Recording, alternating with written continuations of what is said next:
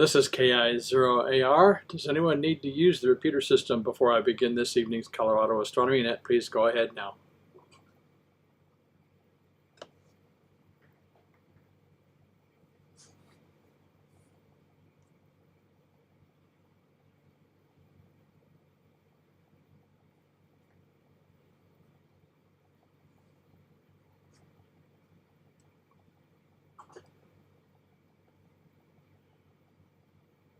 Calling the Colorado Astronomy Net, calling the Colorado Astronomy Net. This is KI0AR. My name is Bernice, and I'll be your net control for this evening's Colorado Astronomy Net. Just a reminder, the 3-minute timeout function is still in effect, so during long transmissions, please allow the repeater systems to reset themselves. Also, please use the word break for emergency or priority traffic. If there is any emergency or priority traffic, please go ahead now.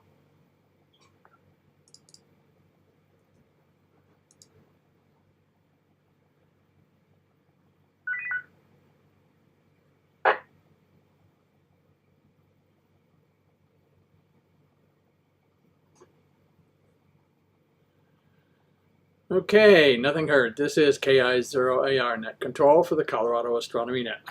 This net meets every Tuesday night at 7 p.m. Mountain Time, 0200 Zulu, on Wednesdays to discuss topics of an astronomical nature, what's up in the night skies for the week, and any other special events that may be of interest to the amateur radio astronomy enthusiasts around the world.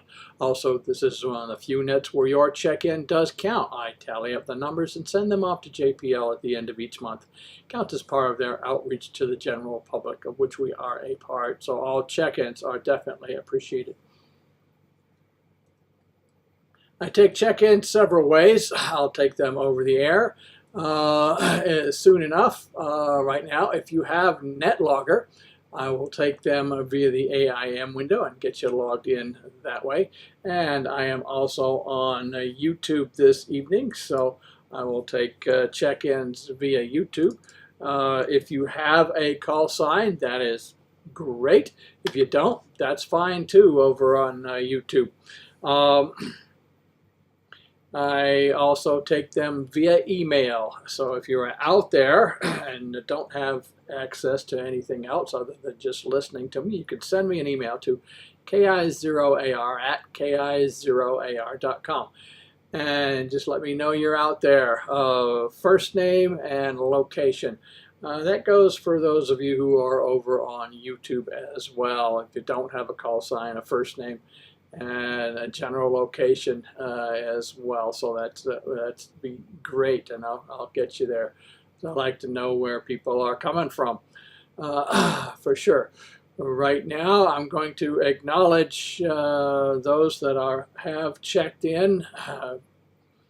We got Dave, AF0AS, thanks for checking in tonight. Roy, KI7PKL, thanks for checking in tonight. Robert, W7CTY, thanks for checking in tonight. And Mike, KO5AOK, thanks for checking in tonight. I'll go ahead and begin taking check-ins over the air. Anyone wishing to check into tonight's Colorado Astronomy Net, please call with your call sign phonetically twice.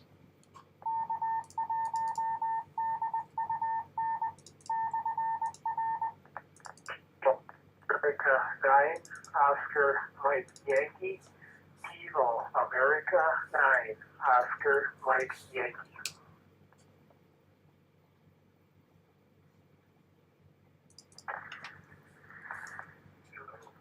Zero, Golf, Lima, Romeo. Kilo, 0, Golf, Lima, Romeo.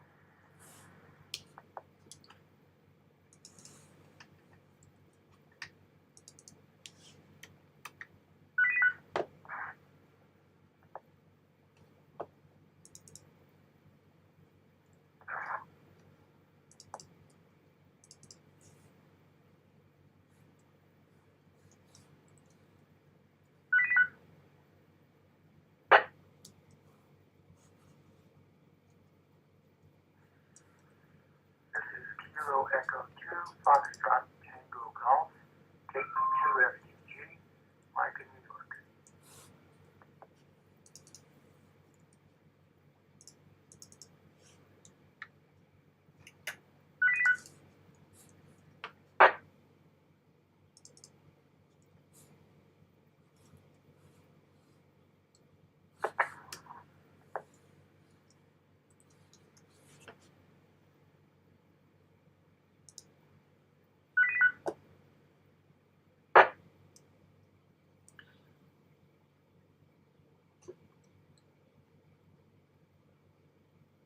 Okay, let's pause there. Got some new calls on the list. So, new calls, I want to touch base with you guys in just a sec. The question for the new check-ins is your interest background in astronomy, whether you're just starting out or you've been doing it for decades like I have.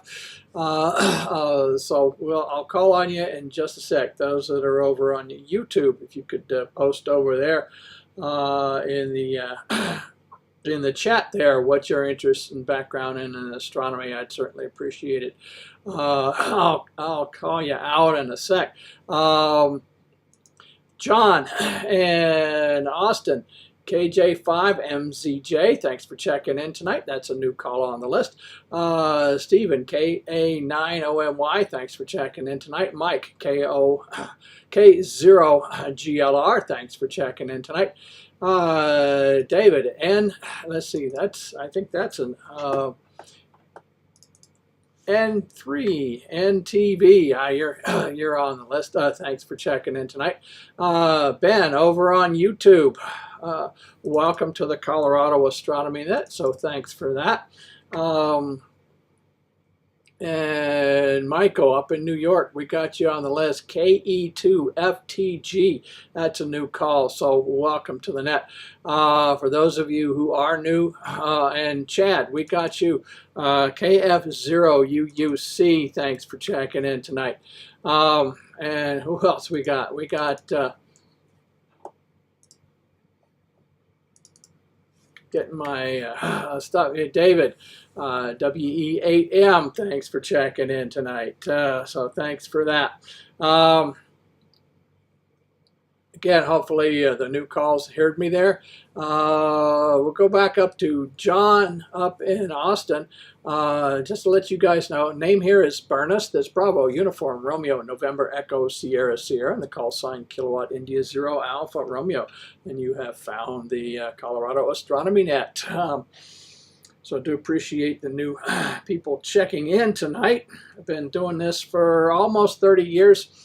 I've been on the SkyHub link for a little over 3, and YouTube just this year. I started doing YouTube just this year, so I appreciate that. I'm going to let the repeater system reset, and I'll touch base with the new calls there.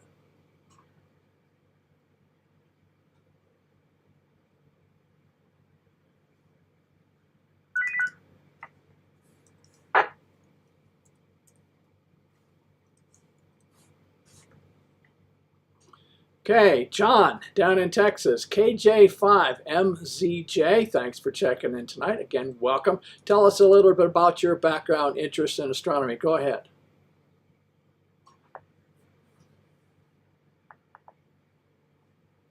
KJ5MZJ, I'm mostly here to listen and learn, but I always like looking up the stars, and especially when I'm camping or going on a whitewater rafting trip or looking up at the space station. And that's about my extent of it, but let's see if we can take it further. Thanks. Back to that.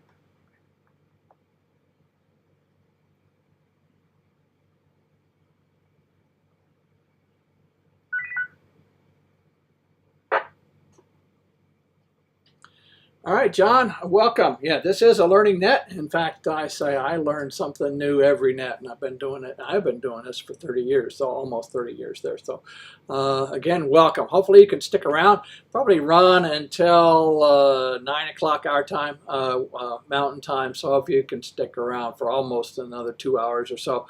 Depends on how long our list is. Last week we were well into 2.5 hours worth of net, but a lot of good information. The first half is local astronomical news, got some bulletins, got some interesting stuff tonight to talk about, got a rocket report. After the rocket report, I like to go down the list and talk with everybody. See what they're looking at up in the skies, any other interest that you guys might have. So there you go.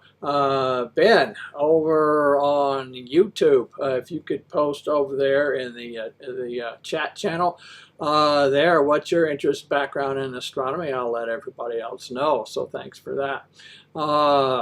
Next, Michael in New York. KE2FGT. Good evening to you, Michael. Welcome to the net. Tell us a little bit about your background interest in astronomy. Go ahead.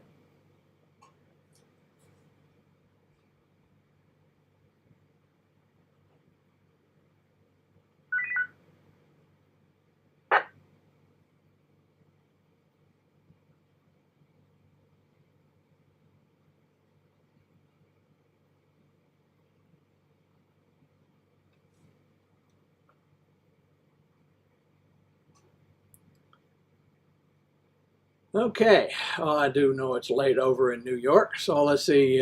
Ben just posted, really got into it from photography side of things. I'd love to get into deep space stuff. Any telescopes you'd recommend to start off? Well, it all depends on what you want to get into there, Ben. That might be a good question to ask Roy in just a bit. He's KI7PKL.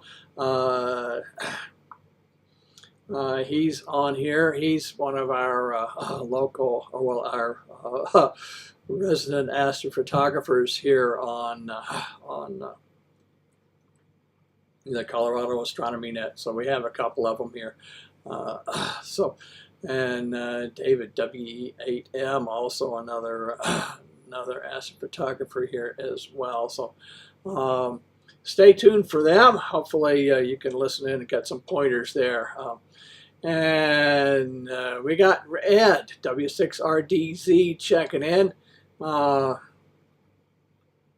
And hopefully he can give the rocket report in a little bit. So there you go. And Ed does produce the rocket report for us, so stand by for that. That'll be a little over half an hour or so. So hopefully everybody can stick around. So I do appreciate everybody being on tonight. I was having a little issues with the Wires X side tonight, so I went back over to the analog site to talk to you guys tonight. So thanks for that. Okay, Mike, I see that over there in New York, KE2FTG. If you could post what your interest background is over there, over on YouTube. I see that. I'll put you over there on YouTube just to let me know where you are. So I do appreciate you checking in tonight. Let's see. This is KI0AR Net Control for the Colorado Astronomy Net. I'm going to go ahead and get into the announcements in just a sec.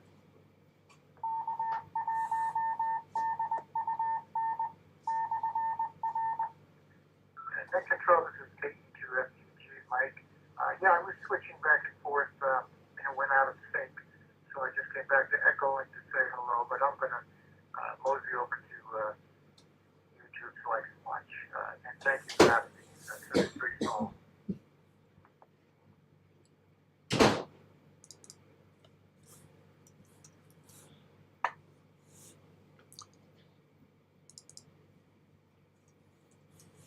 All right, Mike, no worries, no worries. Yeah, not much to watch, just my ugly mug here chatting. I do post a couple of things. Maybe we'll see a little bit later on, but it's just me here transmitting. But hopefully the audio is good over there on YouTube.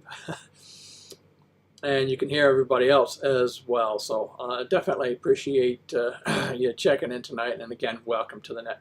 All right, announcements. I publish a monthly astronomy newsletter via email and the World Wide Web.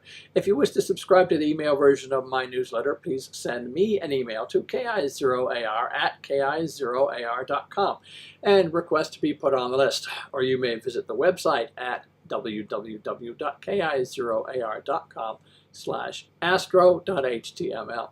And at the top of the web page is also a spot where you may submit your email address and get subscribed to the email version of the newsletter as well. If you don't want to remember all that, just Google my call sign, KI0AR. You'll find a whole bunch of links, including links to the web page and the newsletter. I also volunteer with a youth group called the International Association for Astronomical Studies, a youth group that meets out of Strasburg, Colorado on Friday evenings from 6 until 8 p.m. Always looking for new members, freshmen through senior high school age students interested in astronomy, amateur radio, high-power rocketry, remote control aircraft flying, full-scale aircraft construction, archaeoastronomy, radio astronomy, and balloon launch communications. May check out our website at www.iaas.org for more information. Or check us out on Facebook under the same name, the International Association for Astronomical Studies. If you're interested, just search Google Earth for IAAS in Strasbourg. You can look down and see our facility, zoom in and see one large building and several outbuildings, one of which is the observational observatory going up, and one is our radio observatory. Don't know if you could see much antenna work there, but you should be able to see some of that. And also a reminder that the Colorado Astronomy Net also has a Facebook page. So if you have Facebook, be sure to hop on there and like us both.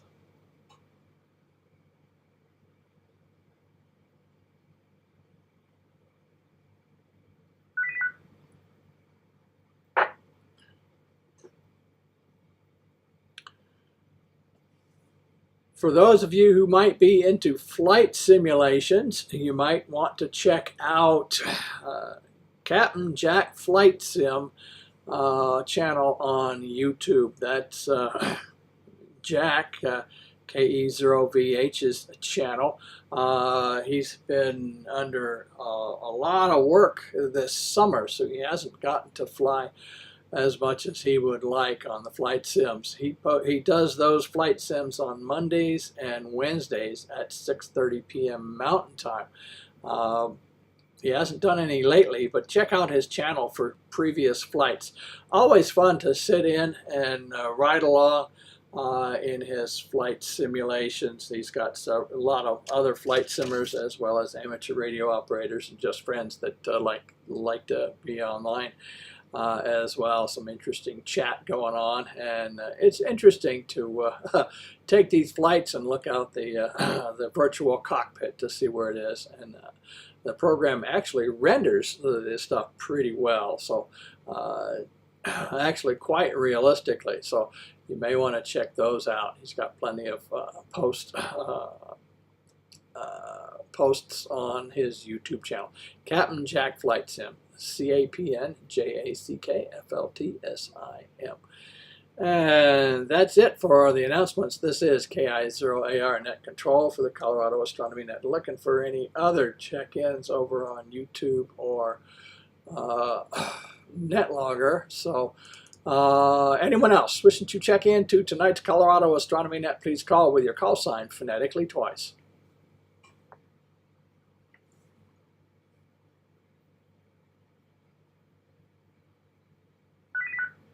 Kilo 1, Kilo Foxtrot Charlie. Kilo 1, Kilo Foxtrot Charlie.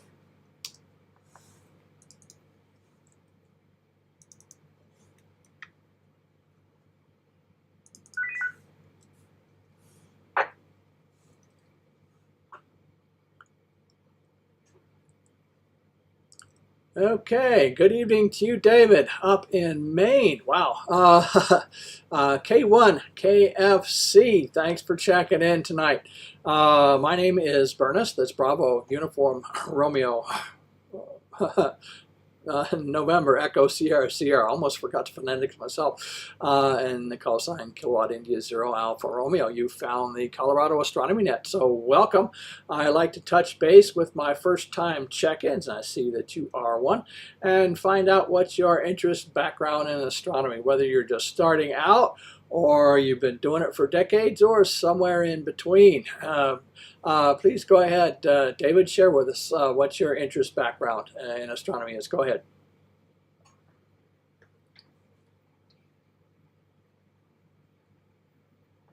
Well, good evening, Bernard and the net. Well, I'm in between, I guess. I'm an old guy, 77. I've been a ham since I was 13.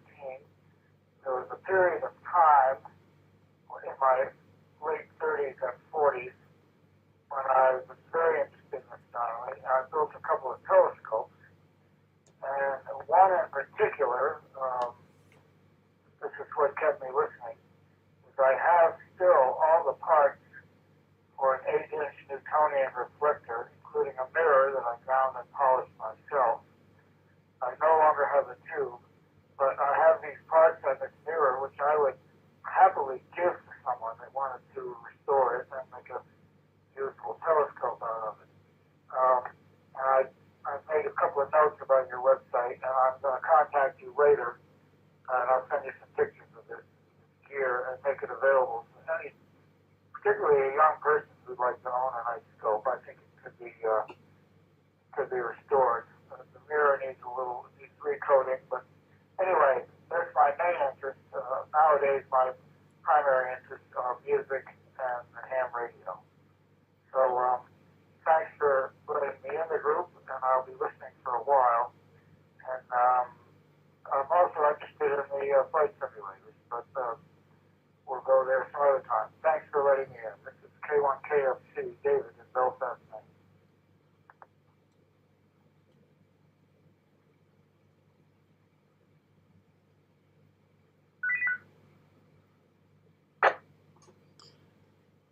All right, David, welcome. Welcome. I've been doing this for 30 years, so you were probably in your 40s when I was doing this.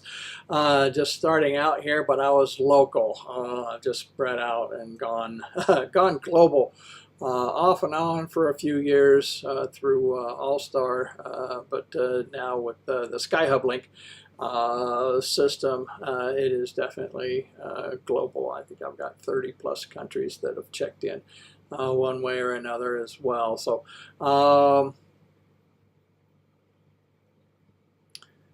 okay, let's see. Also, yes, check out the IAAS website. It is a youth group.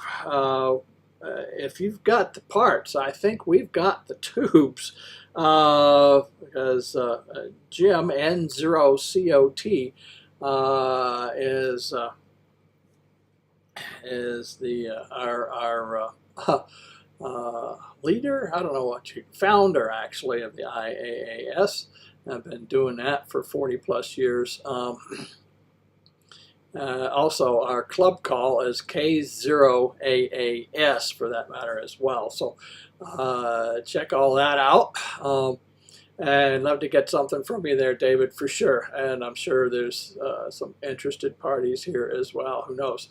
That might be interested in building their own scope. We'll see. All right, this is... Okay. I don't know if anybody is out there on the Skyhub Link system listening in. We're getting dropouts over on the W0SKY Echo Link node saying it's timed out or proxy discontinued. So I'm not exactly sure what that is. So Ed, I saw that. I don't know if you have Jack's phone number so you can text him and let him know what's going on. But right now I'm just going to continue on with the net. All right, we did Michael. Oh, Graham. We got Graham on the list as well. Just a sec. I'm going to let this reset and get a few check-ins typed in from over on YouTube.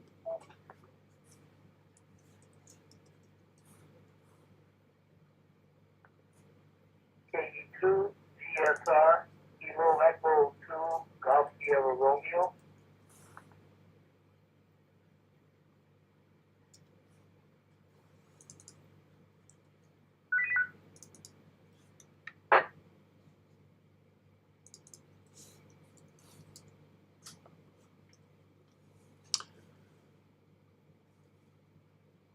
All right, Santos, we got you on the list. KE2GSR, thanks for checking in tonight. And Graham, MM1DEA, thanks for checking in tonight over on YouTube there. So I do appreciate that. And we got Moy.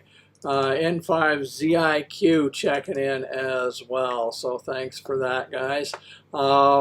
Santos up in New York. Welcome to the Colorado Astronomy Net. KE2GSR. Name here is Bernus. That's Bravo Uniform Romeo November Echo Sierra Sierra call sign Kilowatt India 0 Alpha Romeo. Welcome to the net. Tell us a little bit about your interest, background in astronomy. Go ahead.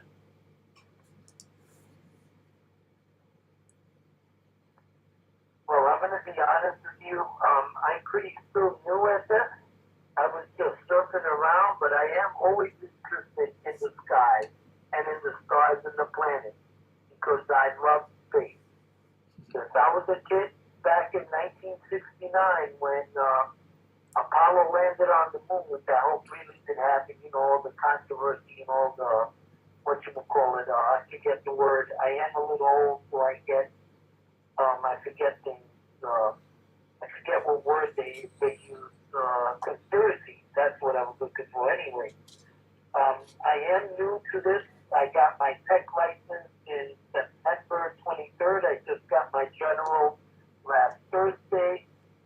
I'm not a young guy. I'm pretty old. I grew up in the 70s and 80s in New York City, which was freaking awesome. I'm really addicted to ham radio, which in my area, ham stands for have another meal. I'm also Puerto Rican. I'm from the Bronx, and one thing I love to do is pork. I live near the Rochester, New York area. I work like a second shift between noon and 9 East Coast time, so I'm trying to find ways that I can play ham on the air. I really do appreciate you guys giving me the time, and one thing I have learned that ham radio operators, we are very fun people and very patient, and we have great attitude. With that, I'm going to hand this back over to the net, and again, thank you for listening to me. Over.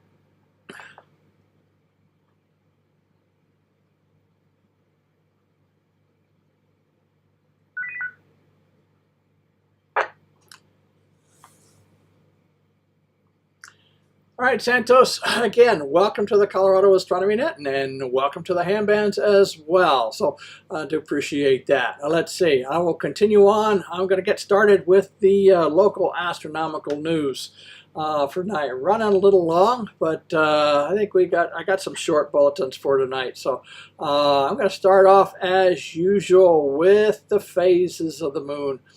We had a full moon back on the 5th that happened to have been a super moon. In fact, the biggest and brightest full moon of the year occurred on the 5th. Last quarter moon on the 12th. We got a new moon coming up on the 20th.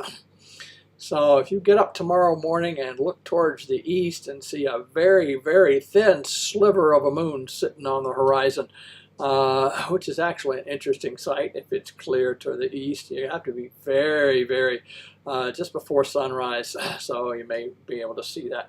We got a first quarter moon coming up on the 28th. The moon was at perigee, its closest approach to the Earth this month, back on the 5th. It was 221,726 miles from Earth, and that, the fact that it was its closest to the Earth this month and full moon is what made that particular full moon a super moon. It was with the Beaver super moon back then. All right, the moon will be at will be at apogee tomorrow. Its farthest point away from the Earth. Tomorrow it will be 252,706 miles from Earth. Planetary highlights for November. Mercury switches from the evening to morning sky this month, while the giant planets dominate the night. The moons of Jupiter and Saturn offer many events. Venus stars on early November mornings, but drops lower day by day. Excerpt is from Astronomy Magazine, November 2025, page 28. On with the planets. Mercury. Mercury will be at inferior conjunction on the 20th, which means it will be between us and the Sun on that particular day. So right now, Mercury is actually setting just a minute or two right behind the sun. So it's lost in the early evening twilight glow. So we won't see Mercury for at least a week. 10 days from now, it will be returning to the morning sky, rising about 5:24 a.m. by month's end.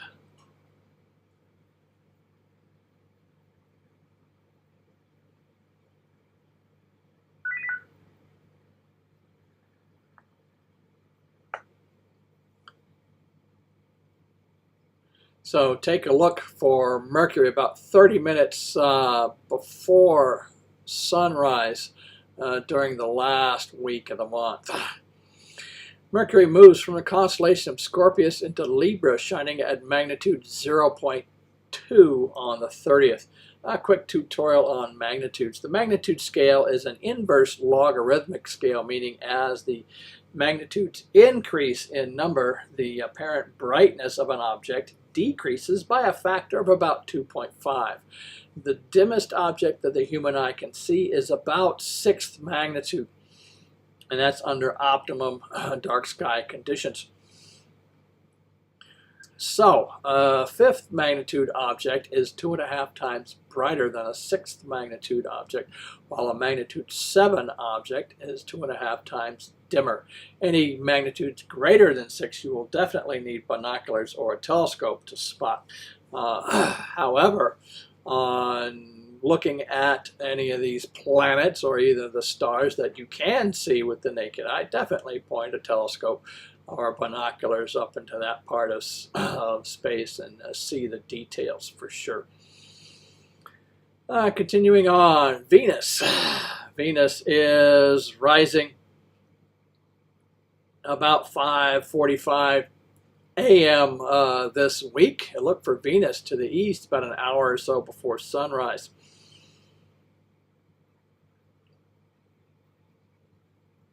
Venus moves from the constellation of Virgo into Libra, shining at magnitude minus 3.9 on the 1st. Mars is setting about 5:25 p.m. This week, so very soon after sunset. So Mars is going to be very, very low to the west. Look for Mars about 30 minutes after sunset, very, very low to the west. That may also be lost in the evening twilight glow. Mars moves from the constellation of Libra into Ophiuchus, shining at magnitude 1.5. And I'm going to let this thing reset.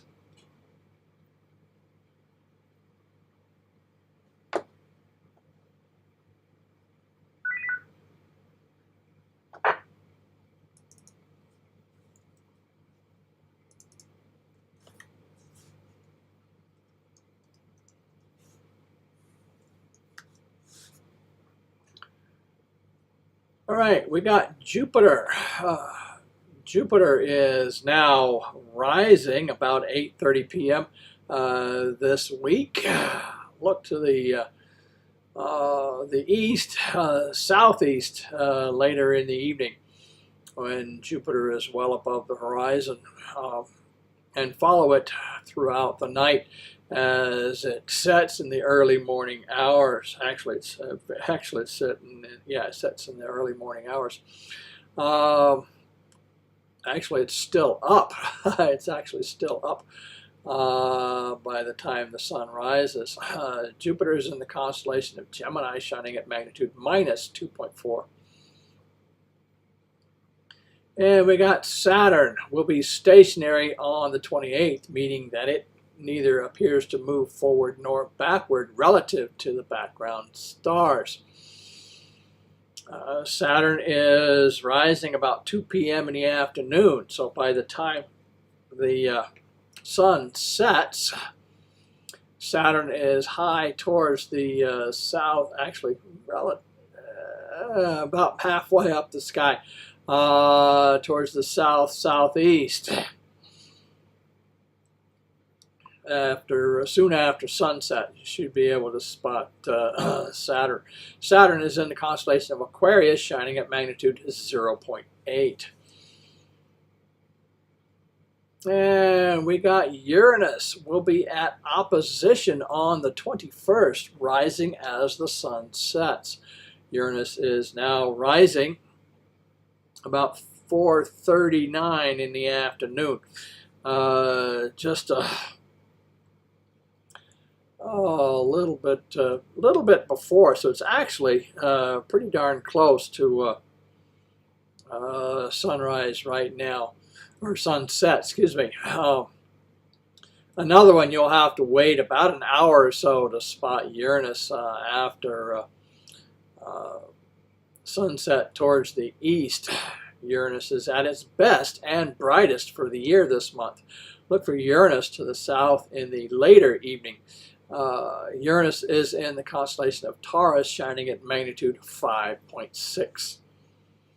And this is just borderline for naked eye, so it's going to be very, very difficult to spot, especially from city lights, anywhere near a city for sure, so that's going to be tough to spot.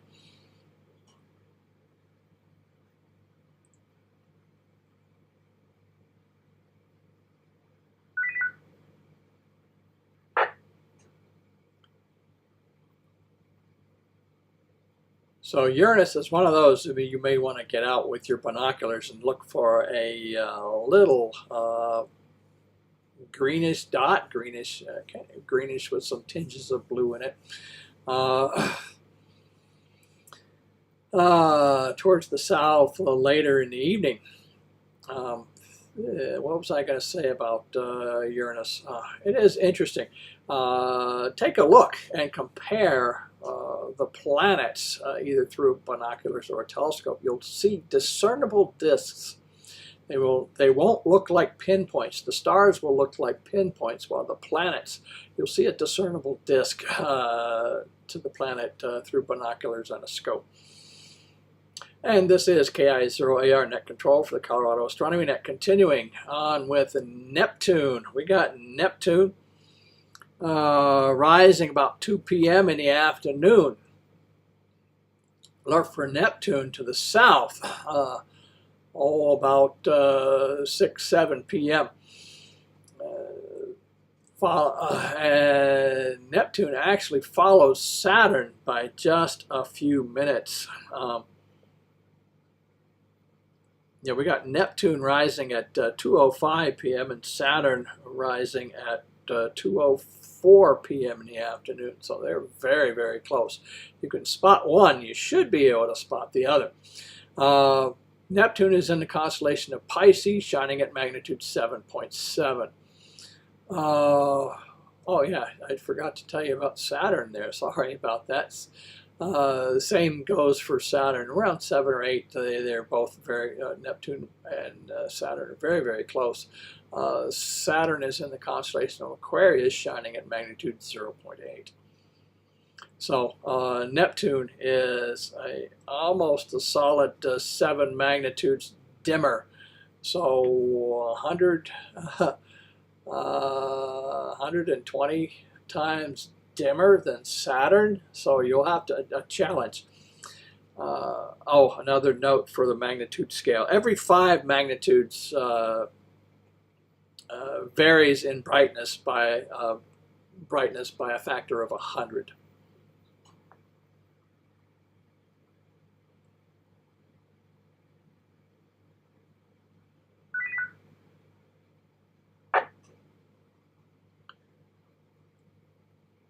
For our dwarf planets, we have Ceres. Ceres will be stationary on the 27th.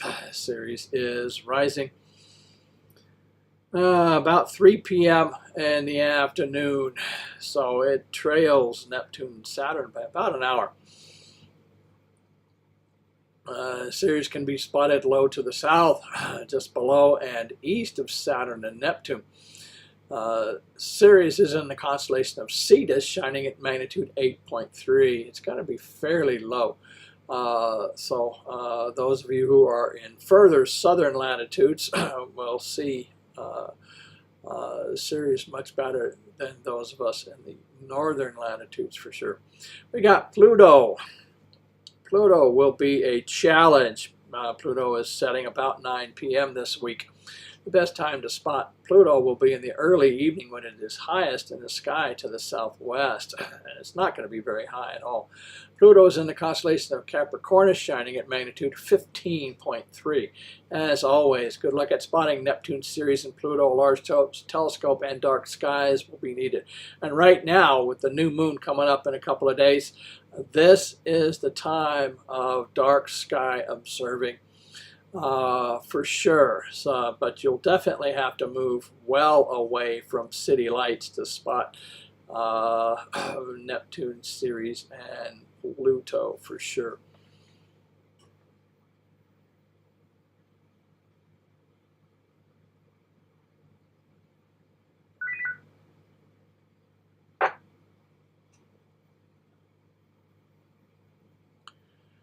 Meteor showers. We are in the midst of the Leonids. The duration of this shower covers the period of November 14th through 20th. Maximum occurred on November 17th. Actually, there were some reports that it may have occurred earlier this morning as well. Maximum hourly rate typically reaches 10 to 15, but most notable are periods of enhanced activity that occur every 33 years, events that are directly associated with the periodic return of Comet Tempel-Tuttle. During these exceptional returns, the Leonids have produced rates of up to several thousand meteors per hour. The Leonids are swift meteors, which are best known for leaving a high percentage of persistent trains.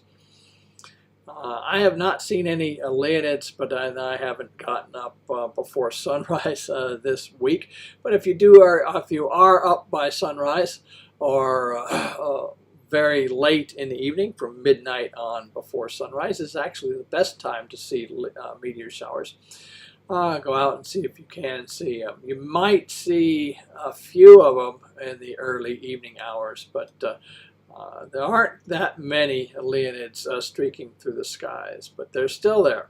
So I'd love to hear observation reports of anybody that has seen some Leonids during this particular shower. We have a couple of comets.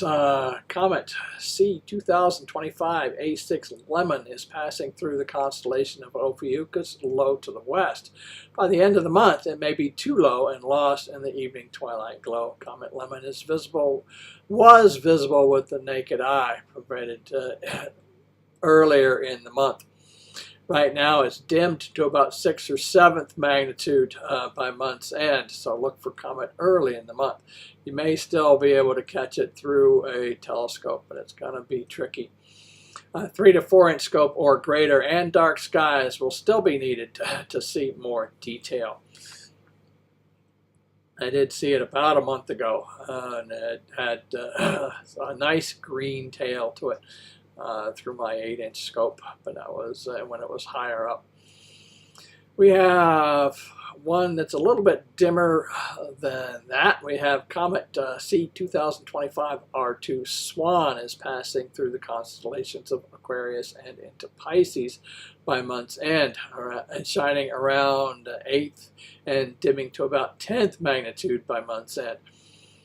Comet Swan is fairly close to Saturn and Neptune, so it shouldn't be too hard to find under dark sky conditions.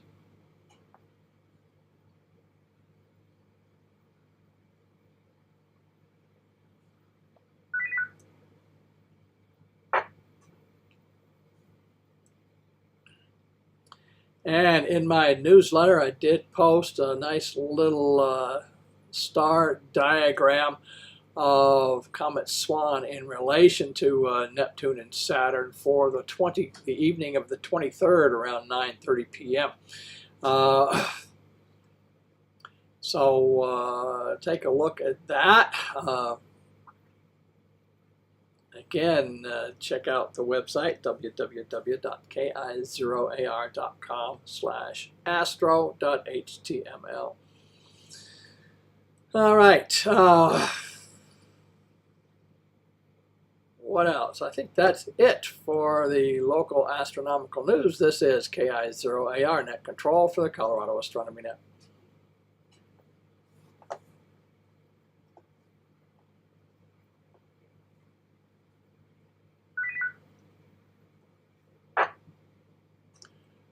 Okay, we got John checked in via YouTube, W2JLS. Thanks for checking in tonight, John.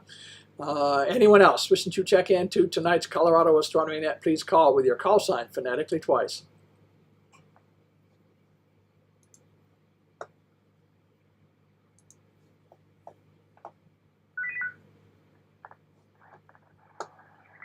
Kilo 5 Romeo Uniform November. Kilo 5 Romeo Uniform November. No traffic.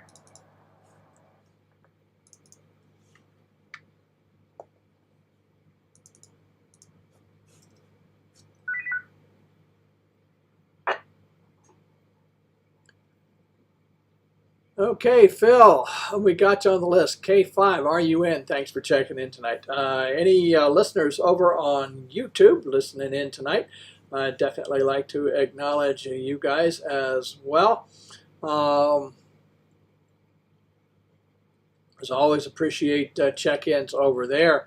If you could say, hey, if you don't have a call, that's fine. Name and location, first name and location would be great. Let's see. And I'll get you on the list. So thanks for that. Let's see. Right now I'm looking for, all right. Had an interesting thing I'd like to play for you. Hopefully this will come through. This is from Space Weather. Solar storm distorts atomic time radio signals. To ham radio operators, no sound is more soothing than the metronome broadcast of atomic time signals from WWV.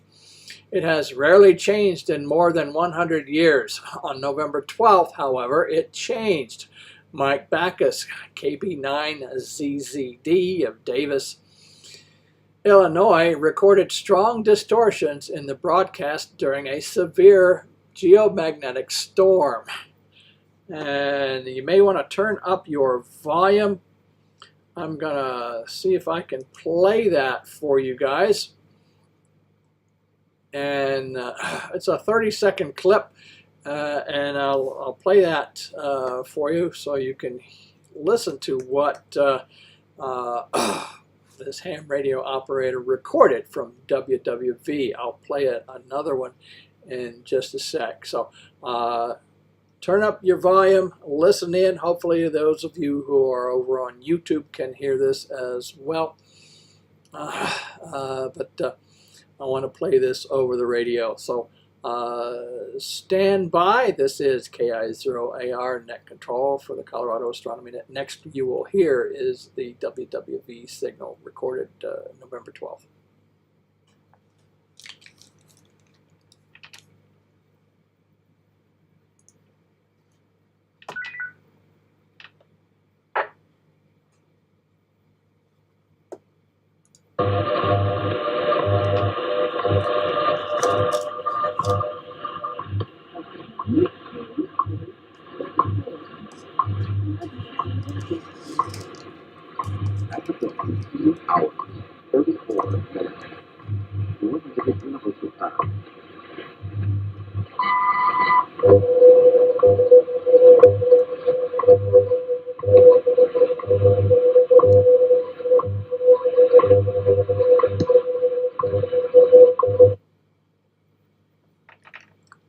I'll play that again.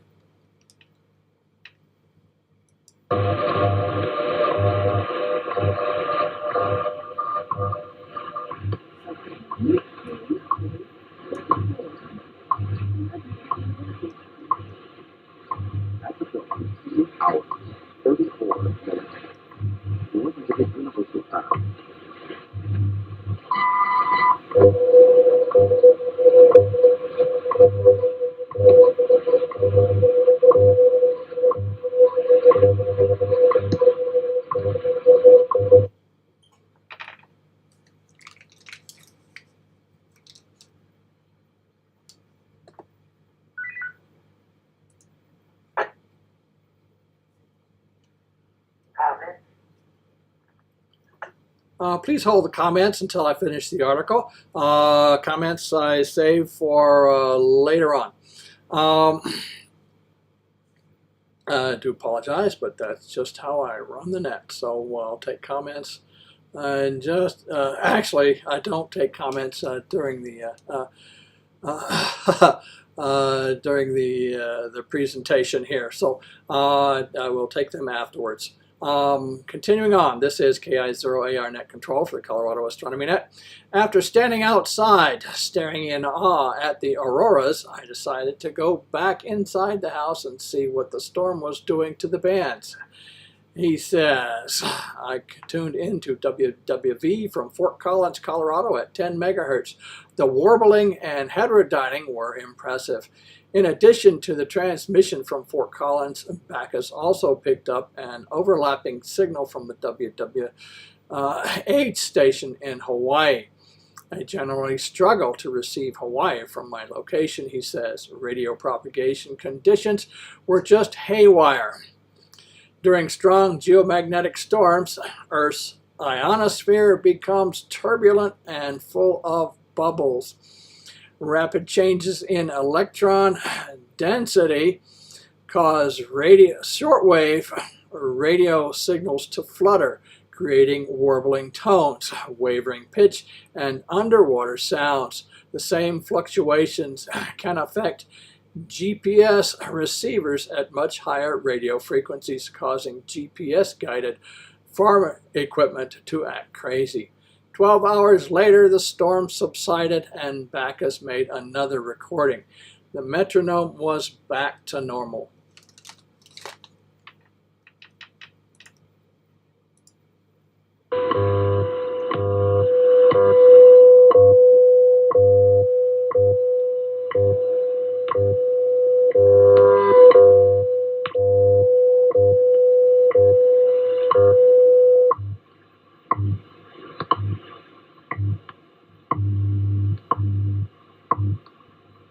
At the tone, 17 hours, 7 minutes, Coordinated Universal Time.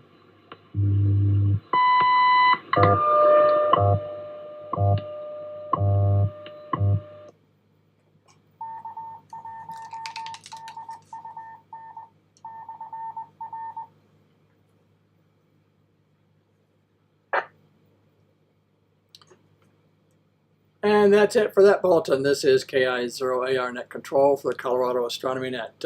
Please hold on for any check-ins or comments until we've finished the rocket report this evening. If you are over on NetLogger or YouTube, you can certainly post your comments there, and I will see them and note them as well, especially if you have something to pass along in either of those platforms there. Do appreciate it. We are short on time, so don't have time for comments after all of the bulletins and such. I do want to share with you also ISS passes, ISS passes over your local area. I've posted that over on YouTube. I like this particular website, www.heavens-above.com. That's www.heavens-above.com. I do recommend you log in. That's I don't know whether you can see that in the upper right corner there, and put in your home coordinates so that you can get more accurate timings for ISS passes. This site actually has quite a bit more than just ISS passes, but I like it for this particular reason.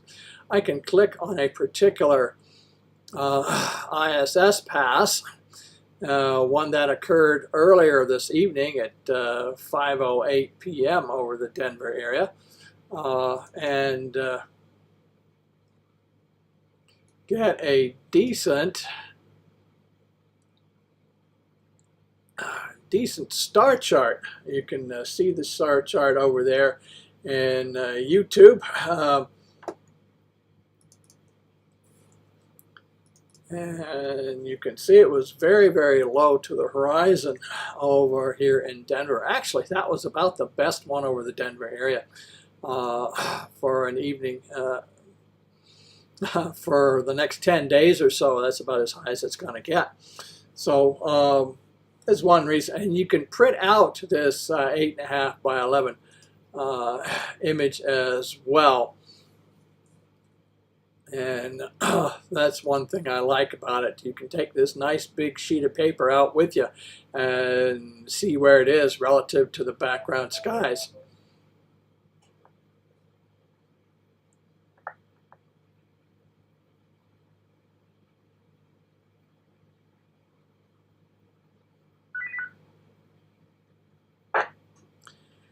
Yep, you can take that outside as opposed to looking at a small cell phone, or yeah, an iPad would be good, but this is a nice star chart that you can orient with the sky and take a look. I know there are some other apps out there that will help you, but I kind of like, I'm old school. As far as this is concerned. Again, that website, www.heavens-above.com. I do recommend you sign up for it and put in your home coordinates for that website. And that's it for that bulletin. This is KI0AR Net Control for the Colorado Astronomy Net. I do hope you guys also liked the sound bites there from WWV. I always like to combine radio and astronomy, and that's definitely hopefully some of you guys got to see some of the aurora as well last week or so, which was pretty neat. In fact, last net a week ago, checking out, got some great pictures from a lot of people last week for the auroral activity. So if anybody else has any recordings like that, sure like to hear them when your time comes. Stephen, we got you checked in, KM6VAY over on YouTube, so thanks for that. Not seeing anybody else over on NetLogger that I don't already have, so there you go. I'm going to wrap that up for the bulletins and call on Ed, W6RDZ. Good evening to you, Ed. Would you like to give the rocket report for this evening? Go ahead.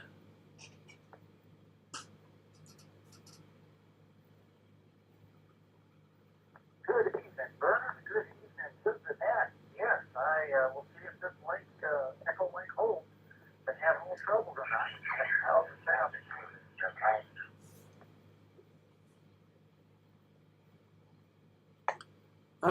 Looked like you had a little interference there for a sec, so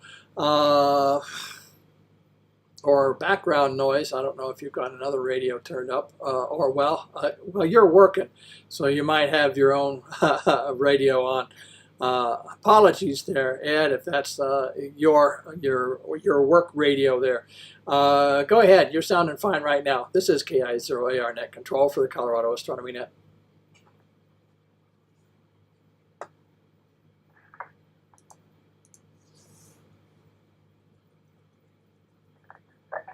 Bernard, no, I'm in a quiet environment right now. Wasn't me, it was something coming in over the link. But I'm just going to jump in here with tonight's rocket report. We're looking back at the last week's launches and ahead to the next week.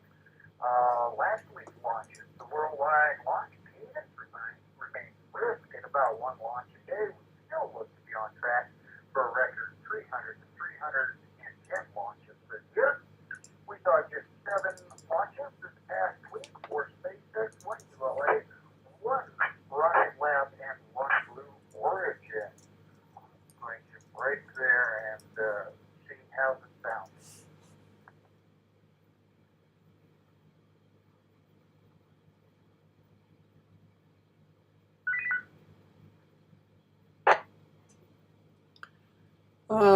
Solid copy there, Ed. Please go ahead. This is KI0AR.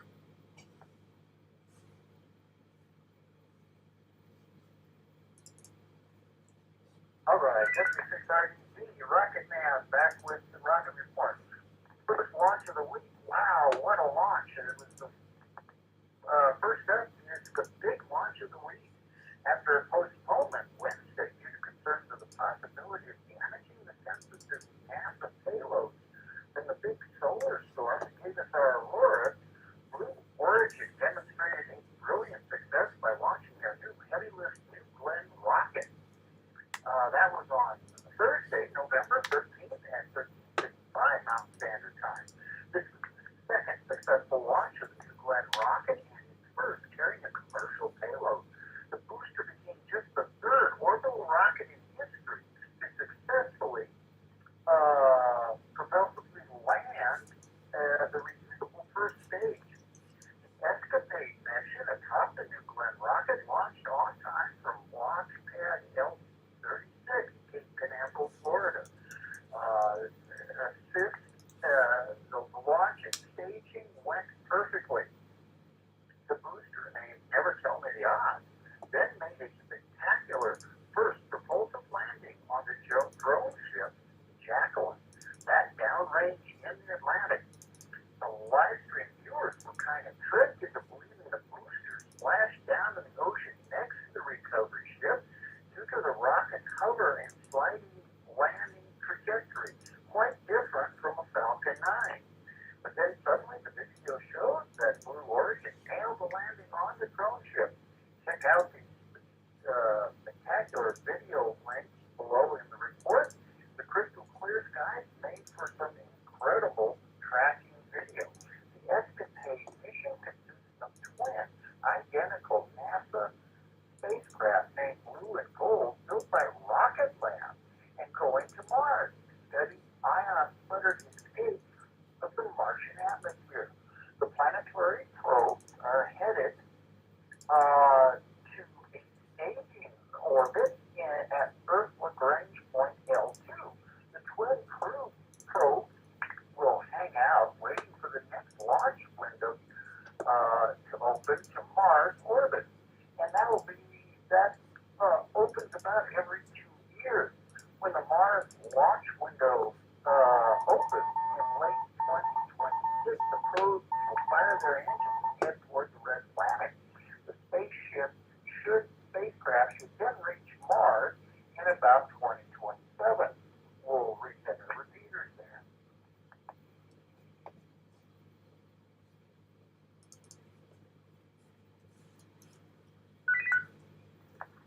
W6RDZ back with the rocket report. Let's see, that brings us to our second launch, Thursday, November 13th at 20:48 Mountain Standard Time.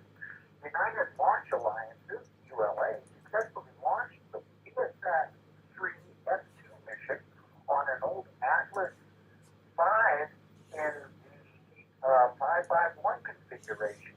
That launched from Flick 41 Cape Canaveral Space Force Station in Florida. ULA scrubbed the launch for two days in a row last week, November 6th, and again on November 5th, and then 6th. Due to the same sticky oxygen valve problem. The third time was the charm. The launch went up without a hitch to place the satellite in geostationary orbit. It was the fifth ULA mission and the fourth Atlas V launch in 2025. The Viasat constellation, manufactured by Boeing, is composed of 3 Ka-band communication satellites. So this launch is expected to more than double the bandwidth of VSAT's existing fleet. We're going to take a break there.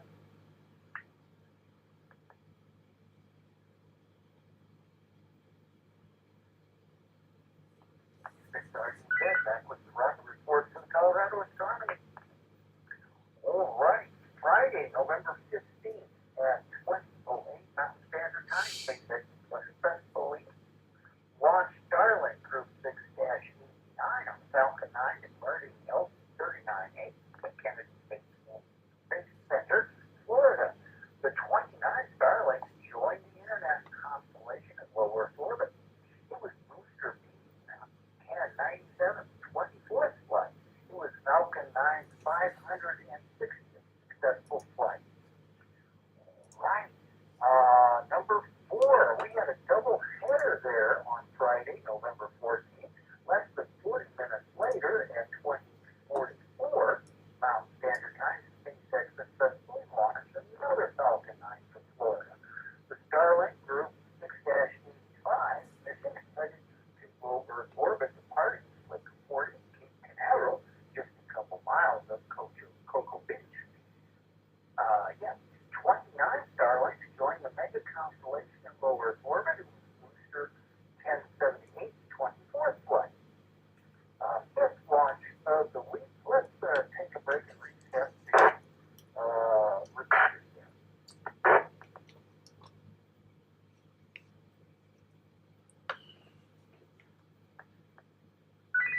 56 already stand back with tonight's rocket report, Colorado Astronomy Net.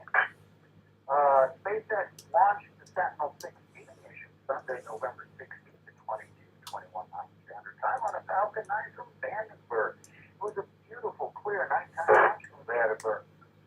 It was booster 1097 third flight, 500 reflight of Falcon 9 booster. It also was the 270th orbital launch attempt of 2025. The Sentinel-6B intends to continue high-precision ocean altimetry measurements using two identical satellites. The Sentinel-6's role is to measure global sea levels, wave height, and ocean winds. The new Sentinel-6 will ensure the continuation of more than 30 years of uninterrupted satellite data. All right. Today, November 18th, Rocket Lab launched an Electron rocket for the HASTE Van Prometheus Run mission from LC2 at Wallops Flight Facility, Virginia, at 05:45 Mountain Standard Time.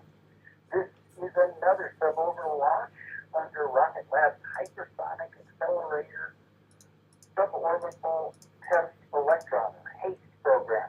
This program is a top secret government testing of hypersonic technologies for missile defense applications. With the 17th Rocket Lab Electron launch in 2025. And finally, today, November 18th, at 16:26 Mountain Standard Time, SpaceX launched Starlink Group 694 from Slick 40 Cape Canaveral. The Falcon 9 took 29 Starlinks to the low Earth orbit mega constellation. It was the 1085's 12th flight and the 171st orbital launch of 2025. Reset our review.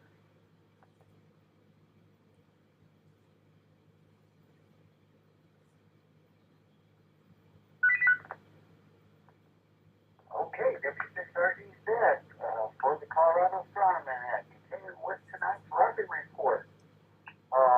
We made it through last week's launches. Now we're coming up this week. We've got 10 launches that are currently on the worldwide launch manifest for the week. 5 SpaceX, 3 Chinese, 1 Russian, and 1 South Korean launching from Brazil. Yes. All right, first launch coming up about an hour from now at 2100 Mountain Standard Time, China's Pacific.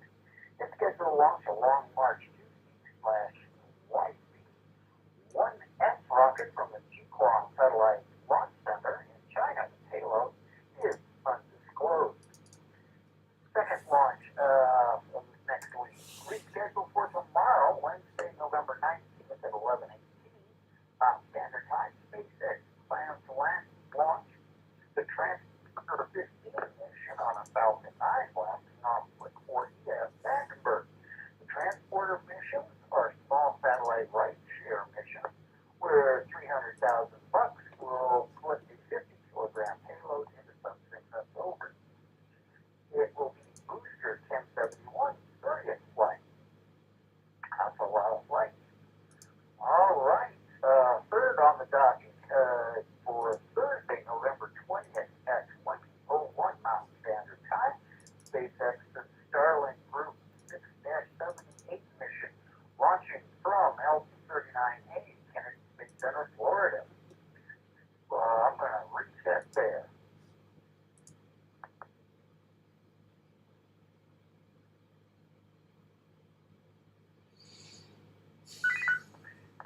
Six RD said back with tonight's rocket report. Looking at launches next week. Fifth launch. Later Friday, November 21st at 23:59 Mountain Standard Time. SpaceX plans to launch the Starlink Group 6-79 mission on a Falcon 9 from Slick 40 Cape Canaveral.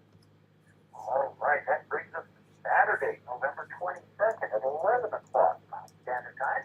South Korea space startup InnoSpace intends to launch the SpaceWorks mission on the maiden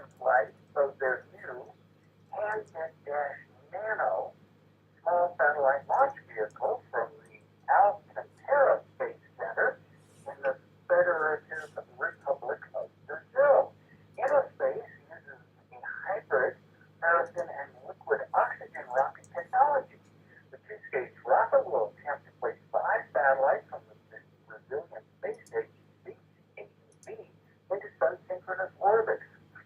It will remain attached to the rocket, and an empty aluminum can from the South Korean beverage company glories.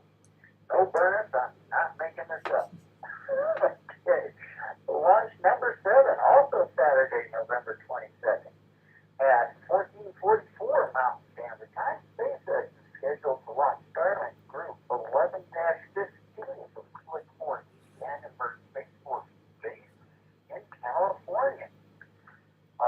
Number 8, November 23rd at 1 o'clock Mountain Standard Time, SpaceX plans to launch Starlink Group 1130. This is the second Starlink flight is scheduled to launch again from Slick 4E Vandenberg, and that will just be a launch pad turnaround in just 10 hours. That's kind of exciting. All right, I'm going to reset the repeaters here.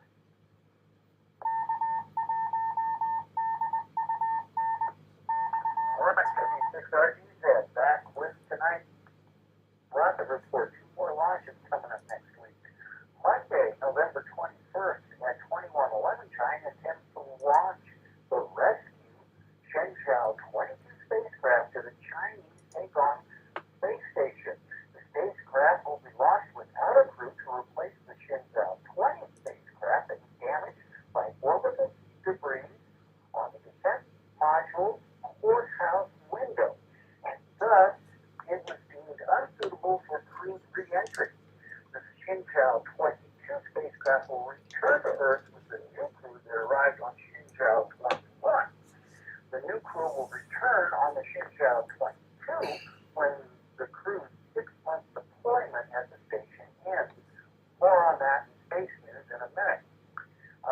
10, Tuesday, November 25th at 0600 Mountain Standard Time, Russia is scheduled to launch an undisclosed Cosmos mission on the Angara 1.2/GPS RF rocket launching from Koset Cosmodrome in Russia. The payload is unspecified. All right, we'll take a break there for our repeaters.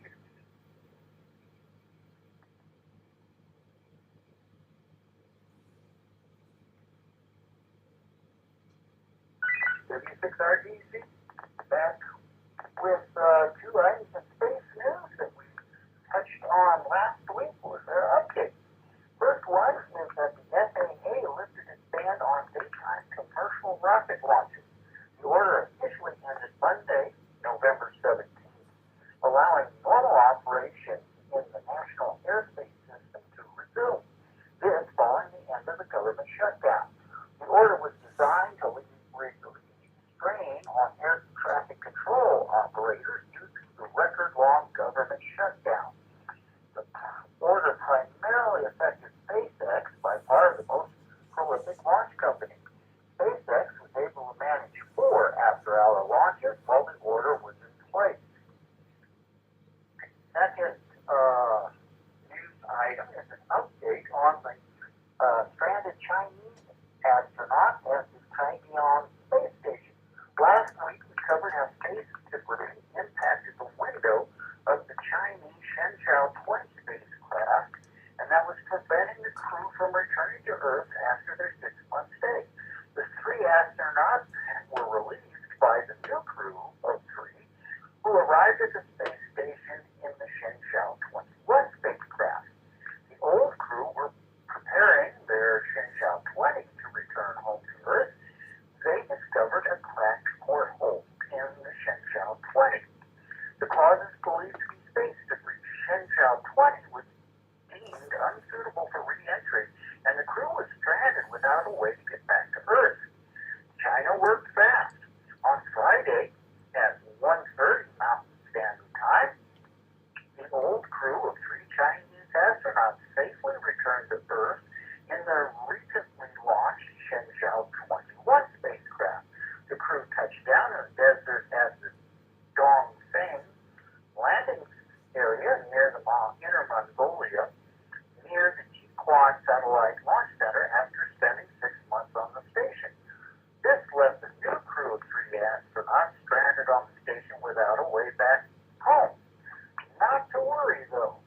The unmanned Shenzhou 22 rescue capsule is being made ready for launch. The lifeboat is currently scheduled to launch this coming Monday, November 24th at 21:11 Mountain Standard Time from the Jiuquan Satellite Launch Center in China. The wounded Shenzhou plane remains docked at the Tianpeng space station and will be deorbited at some point. All right, that's it for tonight's rocket report. W6RDC, rocket time out.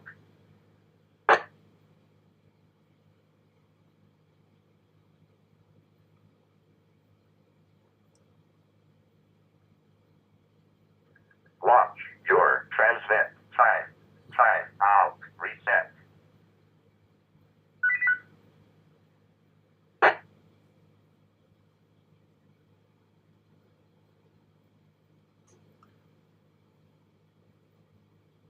All right, Ed, thanks for that. Just cut off the sign off there, but no worries. This is, and that's it for tonight's Rocket Report. W6RDZ Rocket Man Ed wishes you a good night and nominal flight. Now back to Starman Burnus KI0AR Net Control for the Colorado Astronomy Net.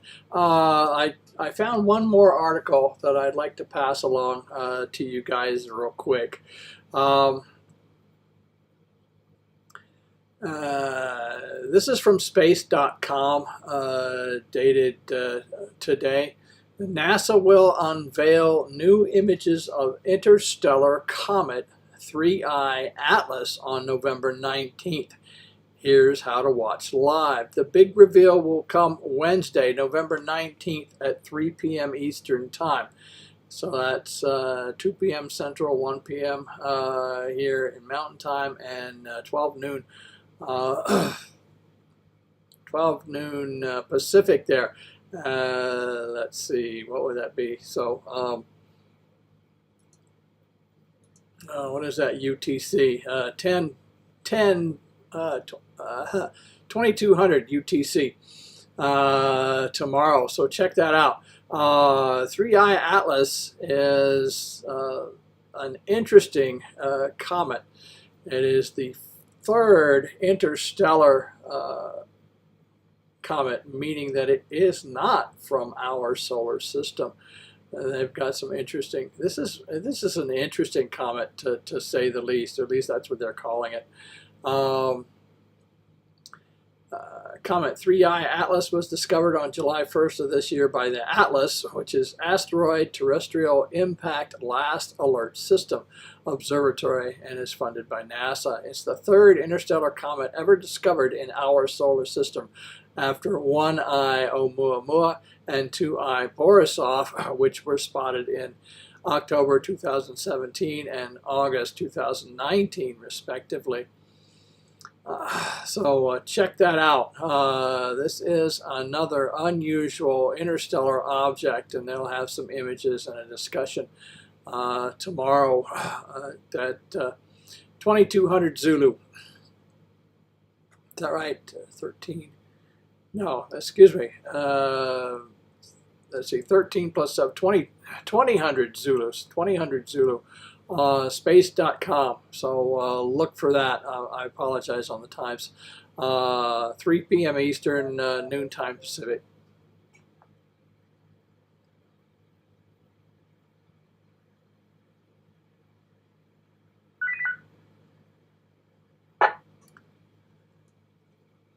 And that's it for that little bulletin. This is KI0AR Net Control for the Colorado Astronomy Net. I'm going to go ahead and pause here to see if there are any more check-ins before we go down the list. Anyone else wishing to check into tonight's Colorado Astronomy Net, please call with your call sign phonetically twice.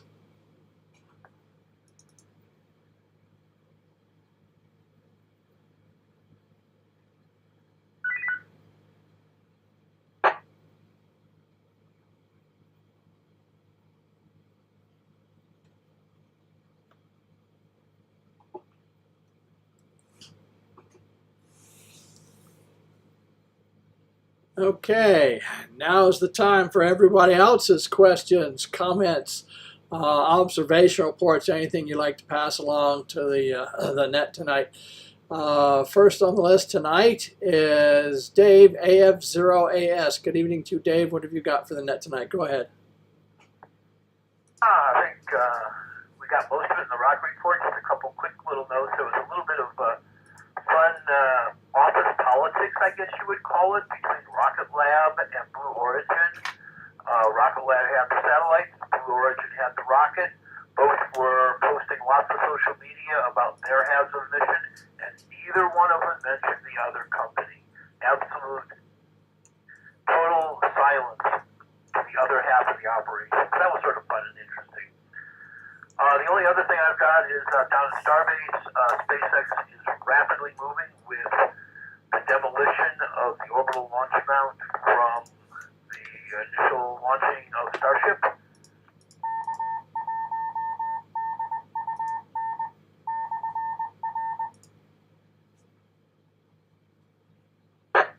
And with that, they have completely demolished, removed, sliced, diced, and cutting torched the launch mount ring. And as of this afternoon, they have dropped 2 of the 6 legs with large jackhammers and excavators. And I would expect within the week, the launch mount will be completely gone down to about 8 or 10 foot off the ground level, and they'll be getting ready to dig out the rest of it. Other than that, Starbase appears to be moving along. The last piece of ship 39 has been stacked, the aft end.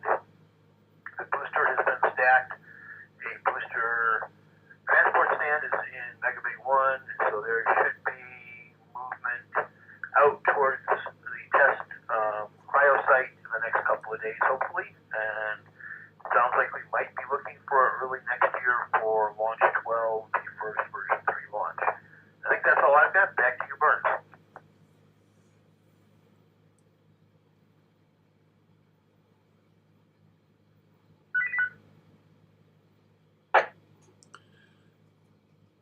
Okay, good evening to you, Dave. Oh, excuse me.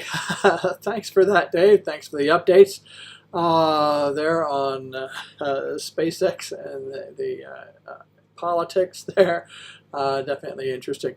Do appreciate you sharing that with us. Appreciate your comments. Appreciate you checking in tonight.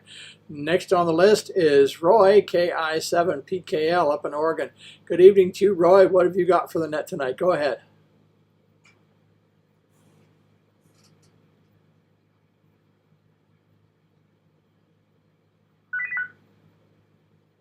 Burns and everybody on the net. I tried pasting something into the AIM window and it didn't work. So anyway, advice on a new telescope, a starting telescope for astrophotography, I believe the question was. If you want to get into it really cheap and really simple and really easy to make it work, which I actually is a good way to start because there's so many things that can go wrong. You need all the breaks you can get here. The C-Star S30 is made by CWO, and it's a smart telescope, which means it's everything all in one very compact little package. It's a pretty small one, but I've seen some pretty decent pictures come from those things. So you might want to look into that if you want to get started for, pretty decent price, like $500 or something like that. A little less than that, I think. I bought. Kind of build more of a standard astrophotography rig, like what most of us use. You probably want to look into getting a small refractor. And not all refractors are created equal. You want to have one with an apochromatic objective, APO for short. And you'll see APO, listed on these things. And an apochromatic objective has at least 3 elements. There are some telescopes with 2 elements, which is just an achromatic refractor, which are they can do astrophotography too, but there's a little bit of stuff you need to clean up in post-processing. Again, it's really good when you're starting out to keep things simple. So, just an example, and this is a budget refractor that I actually have and like.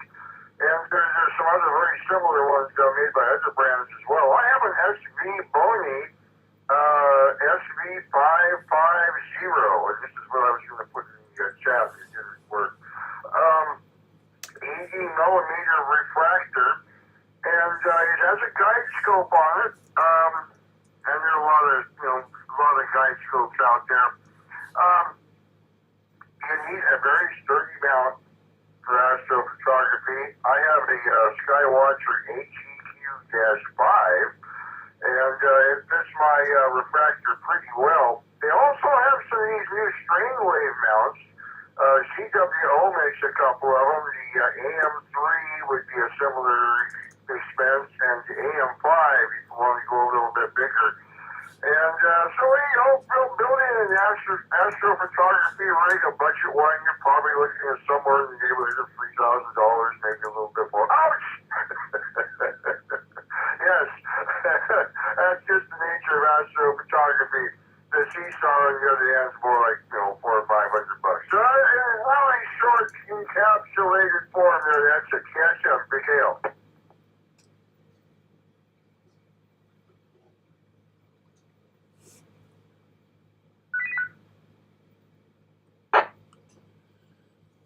All right, Roy. Yeah, I appreciate you passing that along. I think that was Ben over on YouTube. So, Ben, hopefully you heard that.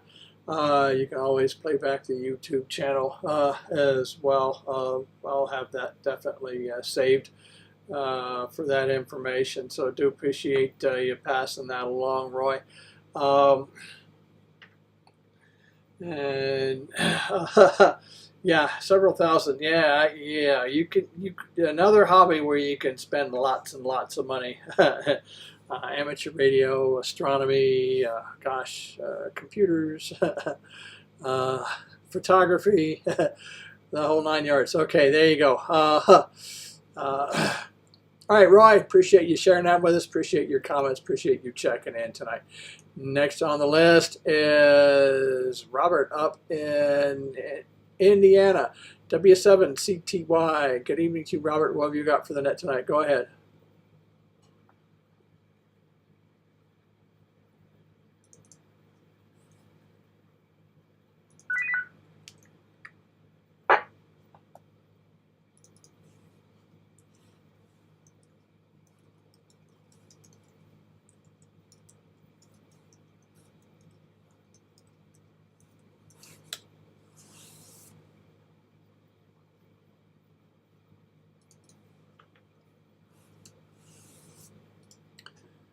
All right, next on the list, Mike over on YouTube. Mike, if you've got any questions or comments you'd like to pass along, let us know for sure there over on YouTube, and I'll pass that along. Next on the list is, I looked on that, JC. KJ5MZJ. Good evening to you, JC, down in Texas. Again, welcome to the Colorado Astronomy Net. What have you got for us tonight? Go ahead.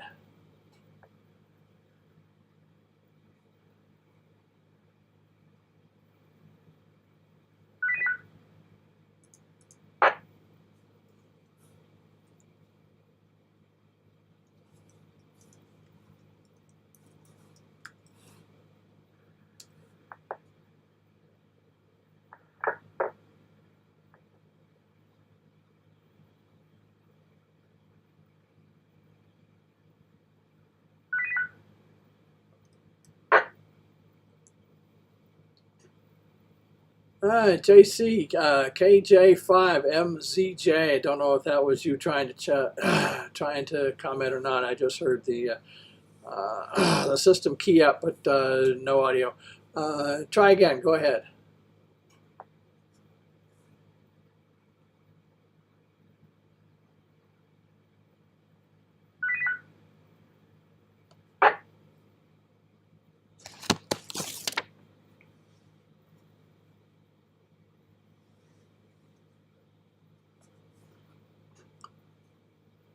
This is KI0AR Net Control for the Colorado Astronomy Net. Continuing, let's see, next on the list is Stephen in Wisconsin, KA9OMY. Good evening to you, Stephen. What have you got for the net tonight? Go ahead.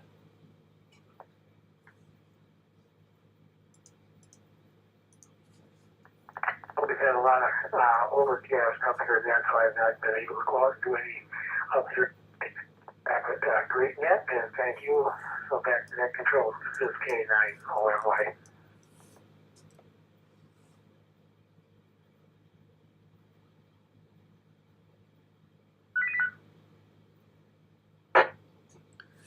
All right, Stephen, no worries there. We all got to deal with the weather. Let's see. But I do appreciate your comments and appreciate you checking in tonight. Next on the list is Mark in Longmont, K0GLR. Good evening to you, Mark. What have you got for the net tonight? Go ahead.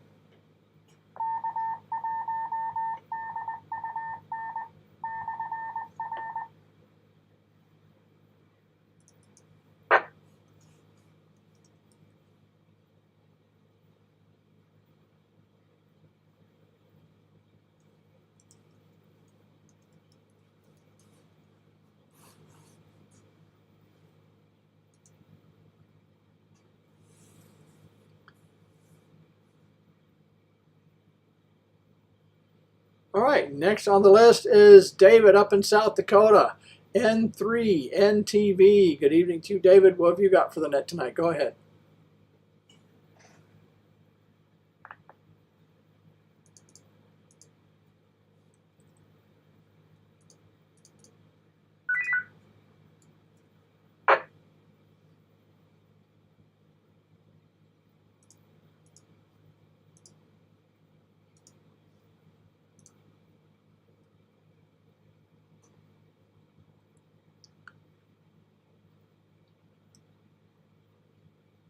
All right, next on the list is Mike up in New York, KE2FTG. Good evening to you, Mike. Again, welcome to the net. What have you got for us tonight? Go ahead.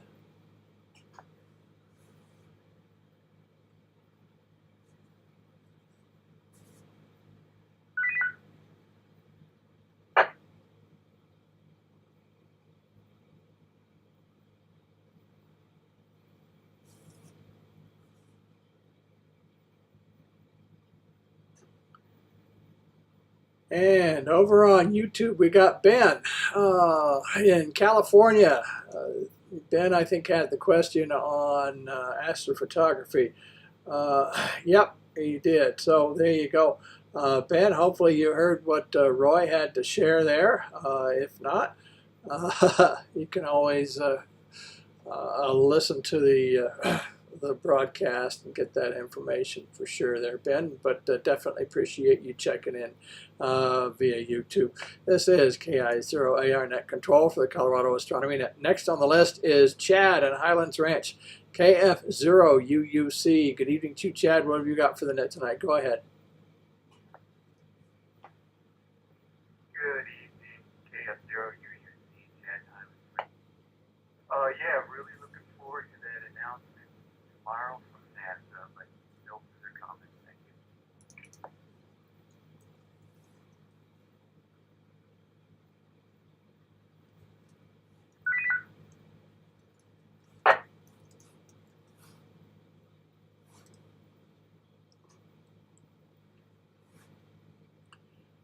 Yeah, Chad, so am I, actually. I got to set a reminder on my phone to listen in at 1 o'clock Mountain Time and watch that.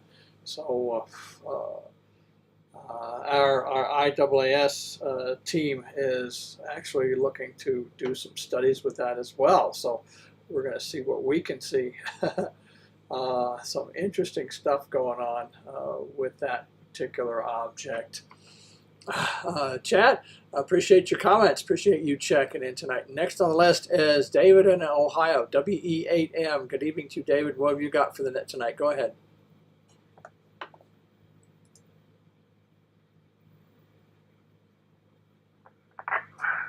Good evening, Ernest. This is WEAM. I don't really have anything new to report. I haven't been able to do any observing since the aurora last week. Too many clouds, too much rain. In fact, here, I know it's raining right now because here in the shack, there is this part of the house, there's between the ceiling and the roof, and it's a tint, if it's raining, if I'm in the shack. So, anyway, nothing to report. So, anyway, 73 and clear skies to everyone. This is WEAM, and yeah, it's live in a portal core zone, and okay, I'm back to that.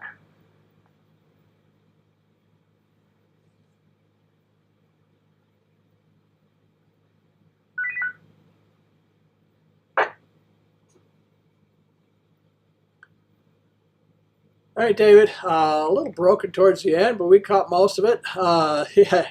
Definitely stay warm, stay dry. Yeah, I can relate to the rain noise. Sometimes I'm here in the basement, but at the window well, I can hear the rain patter if it's raining.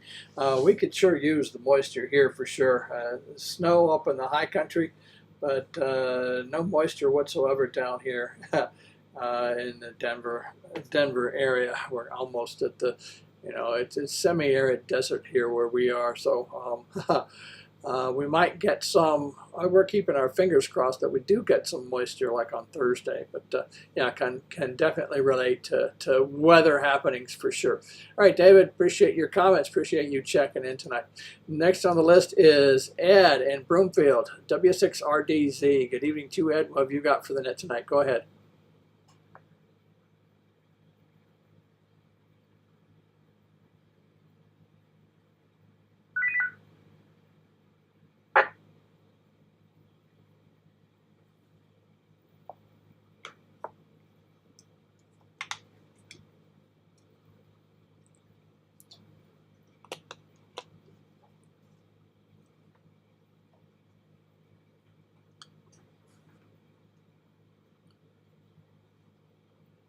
All right, Ed, I know you're out there. You may be busy. I'll call for any other comments a little bit later on.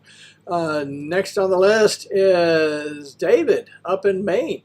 K1 KFC. Good evening to you, David. Again, welcome to the Colorado Astronomy Net. What have you got for us tonight? Go ahead.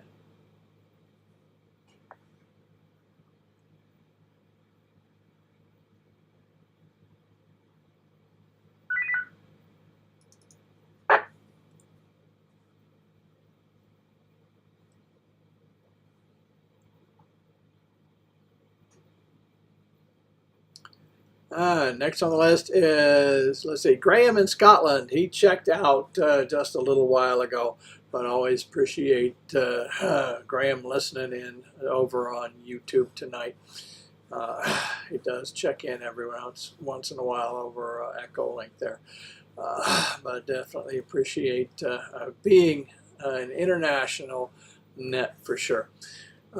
This is KI0AR net control for the Colorado Astronomy Net. Next on the list is Santos up in New York, KE2GSR. Good evening to Santos. What have you got for the net tonight? Go ahead.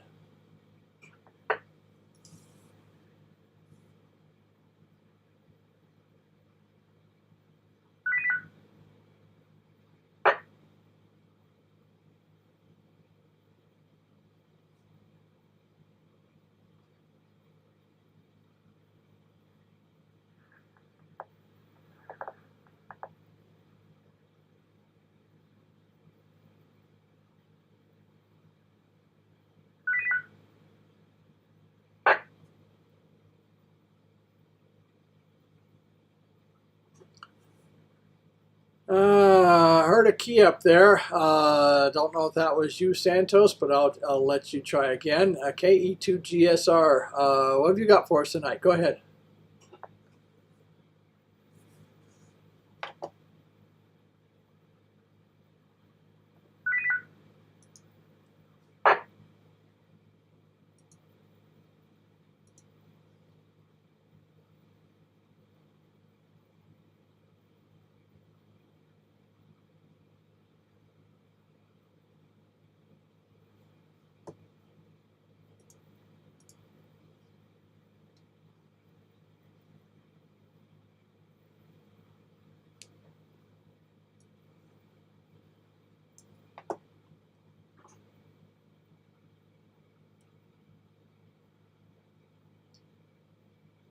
Next on the list is Moy down in Texas. N5ZIQ. Good evening to you, Moy. What have you got for the net tonight? Go ahead.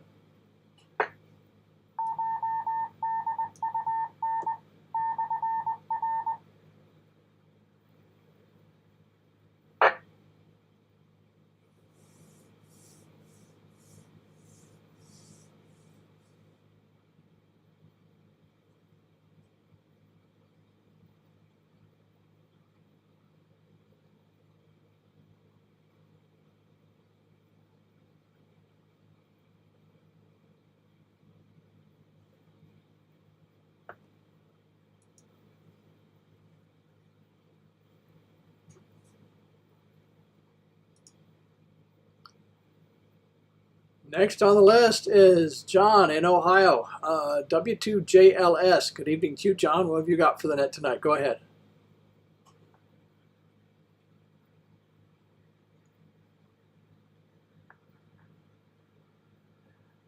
This is W2JLS. This is Juliet Lima Sierra. Good evening, Bernard. You and all the listeners. I'm enjoying this late fall. It's fun to walk out the front door and look up and see Orion flying on its back this time of night. I can't see him tonight. It's kind of it's bit overcast, kind of rainy actually here in Northeast Ohio, Fairlawn. But I was out there earlier this week, last night, clear skies, and got a good look. Also saw Jupiter creeping up over the horizon, very bright and beautiful over that way. Yeah. Also, I mentioned, you mentioned the laying-in. I know you and I have compared notes. I told you about my spectacular 1998 observation. I was in Charleston at the beach, and my zenith hourly rate that night was something like between 400 and 500, which was exceptional that year. I must have been in a nice piece of the filament for sure. I mean, it was a great year for the laying in this night in history in 1998. But Charleston was awesome. I was out at the beach. It was very dark and clear skies. I had full horizon out into the Atlantic, so the sunset was straight overhead. A lot of bright, obviously many um, meteors. But because of the horizon effect, you could see so many more in the opposite distance towards the horizon. And there were audibles, which I gathered is uncommon as well, also indicative of being in kind of a nice part of the filament. And I noticed, I looked in history, I looked up online, but we were expecting to see into the future something like that giant storm in 1866, where you had hundreds of thousands per hour, like between 100 and 150K. There's another opportunity. I might live long enough. That's 96. It happens in 2066. Anyway, good to hear you tonight, Ernest. I'll pass it on back to you. Thanks for having me on the net.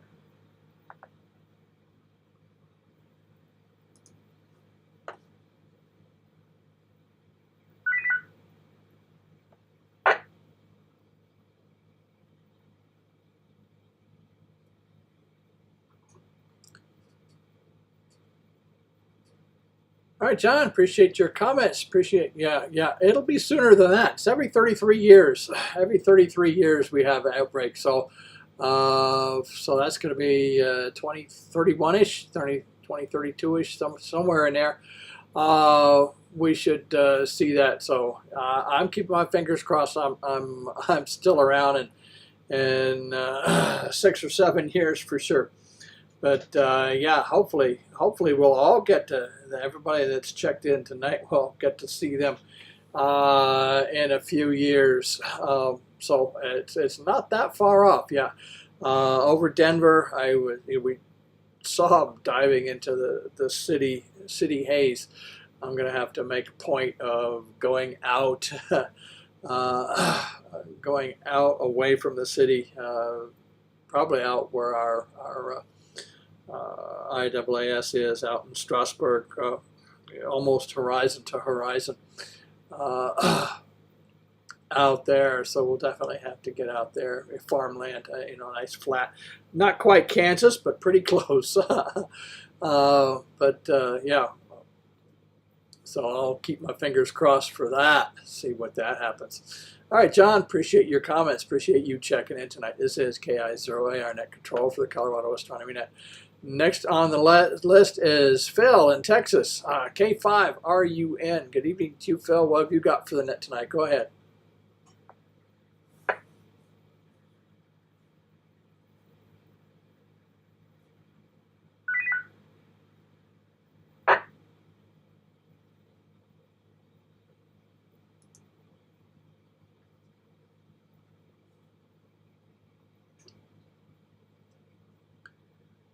Okay, we got Steven in Fort Collins, KM6VAY, checked in via YouTube tonight.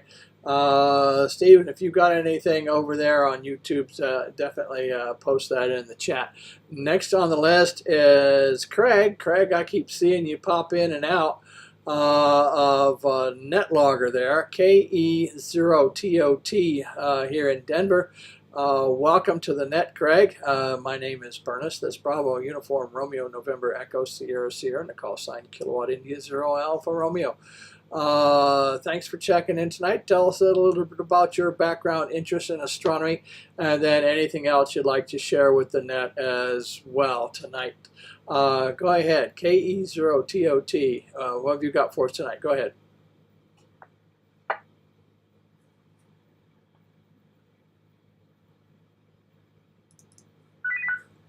Burnett and Dr. Burnett, thanks for having me. First time joining the net and also first time using that NetLogger app, which is why you see me popping in and out. Yeah, not much to offer other than I enjoy looking at the sky, and I'm in Colorado, so I thought I'd tune in and see what this is all about. I joined pretty late, but interesting conversation so far. So thanks for having me, and I'm sure I will tune in again. This is KE0TOT. Back to you.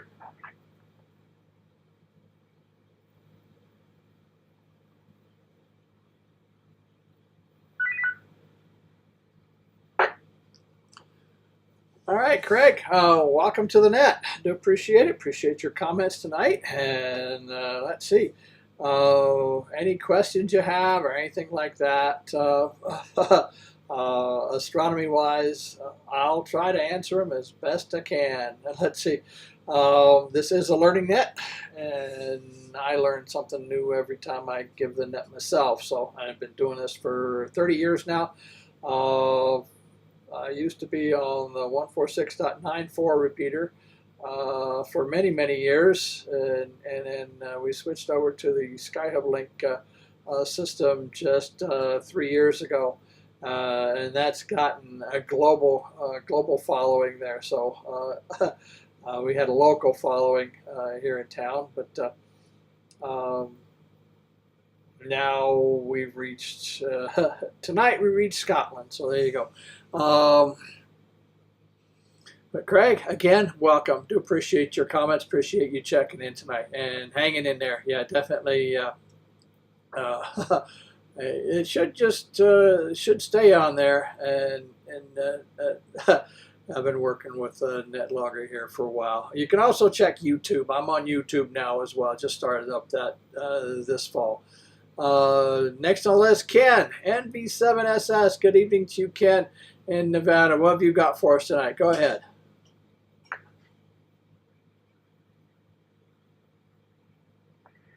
Well, good evening there, Ernest. NB7SS here in Indian Springs, Nevada, where we've been under cloudy, rainy skies for the last 3 or 4 days. So, not much observation going on here, I'll tell you what. But, yeah, I see a window. What's that you said there? Comet Atlas? What's the... I'll have to check that saw your announcements and everything. So, yeah, I just got home from town, so I missed everything. So, hopefully I heard it before or something. I don't know. But anyway, what's that comment report there? Comment Atlas. Back to you, Ernest, NV7SS.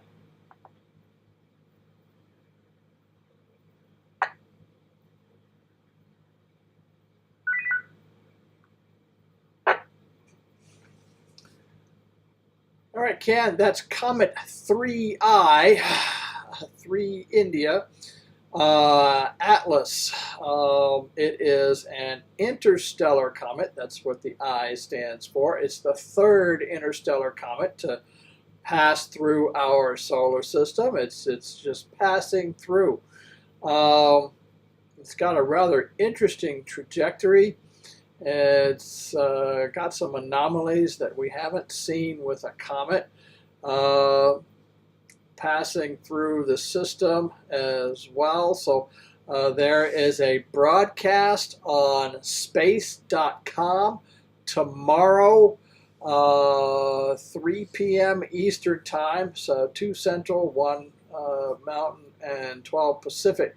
So you may want to mark your set your alarm for that and check that out. I need to do the same as well and listen in on that, because my IAAS group is planning on trying to listen in or do some data collection on that particular comet as well. So that's what that's all about. It's a rather strange one, so you may want to listen in for sure on that. You click on the link and read what it's all about. And there's some information. There's some interesting information out there on this particular comet. My buddy Jim and I have discussed that a little bit. And but we're going with what the media is passing along. May or may not necessarily be what really is happening with that thing. So we'll see. We'll see for sure. All right, Ken. Appreciate your questionnaire. Appreciate your comments. Appreciate you checking in tonight. And no worries about being late. That's no worries there.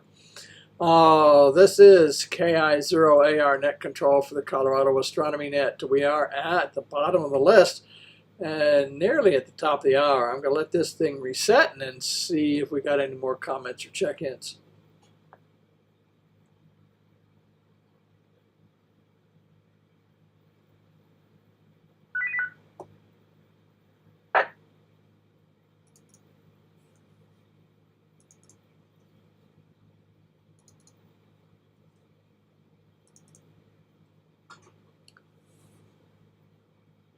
Okay, this is KI0AR Net Control for the Colorado Astronomy Net. Go ahead and open up the net. Anybody else? Questions, comments, late check-ins before I go ahead and wrap up the net for this evening? If you are a late check-in, please call with your call sign phonetically twice. Anybody else? Questions, comments, late check-ins, please call KI0AR now.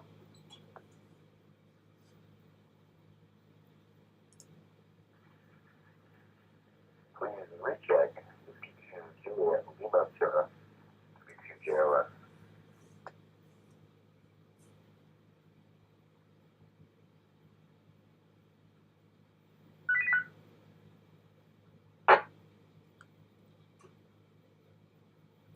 All right, John, go ahead. What have you got?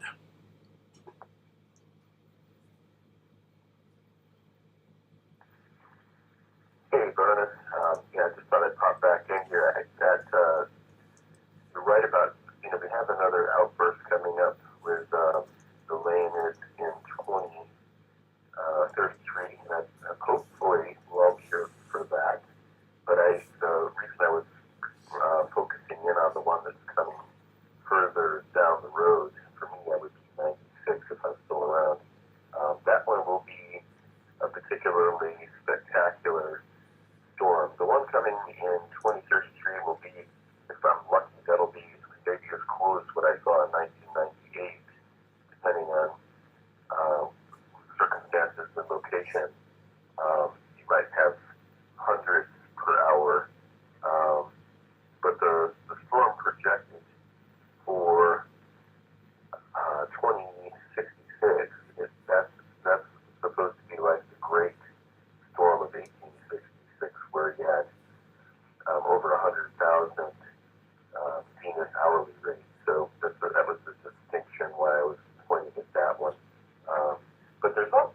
worth mentioning this observation of the Perseids coming up in 2028 is expected to be potentially greater than 1,000 per hour. That might be a spectacular one to be focused on next, 2028.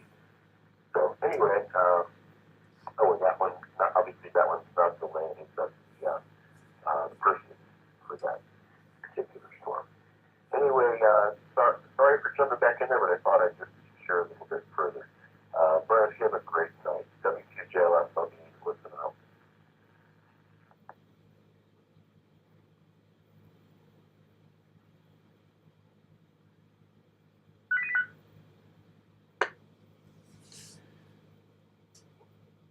All right, John. Yeah, I'm sure we'll talk about that in the next, well, let's say 3 to 8 years.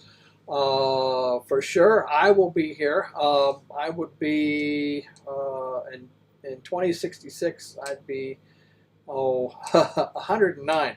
I'm keeping my fingers crossed that I'm still around for that one. We'll see. But the way things work, probably doubtful unless they come up with some age reversing something or other. Who knows? But yeah, I will be ancient by then. But that would be neat to still be alive in 2066. I'll keep my fingers crossed for that one. All right, John. Appreciate that. And yeah, I say yeah, I'll miss that one. But the next, like you say, the Perseids in August. So I'll be a little more weather. Hopefully it'll be clear and warm for that, and we'll see in 3 years, and then in 8 again for the Leonids there. But yeah, if you haven't seen that, stay tuned for that. Just hundreds, 3, 4, 5, 10 meteors in a minute, just some of them multiple at the same time, just streaking through the skies, just incredible. Just an incredible meteor storm for sure. So we'll talk about that, I'm sure, in the future. So hopefully everybody will still be around. Anybody else? Questions, comments, late check-ins before I go ahead and wrap up the net for this evening? Please call KI0AR now.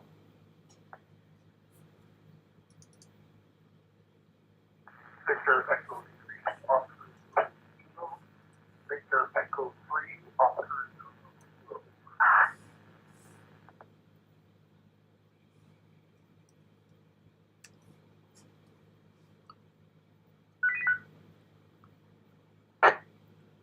Zulu. Victor Echo 3, Oscar something kilo.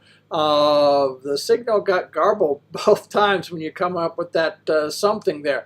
If you could give me your call sign again phonetically, I'll get it, at least the suffix. I got Victor Echo 3. I got Oscar something kilo. If you could give me a correction or a fill on that, I'll get you on the list. Go ahead, please.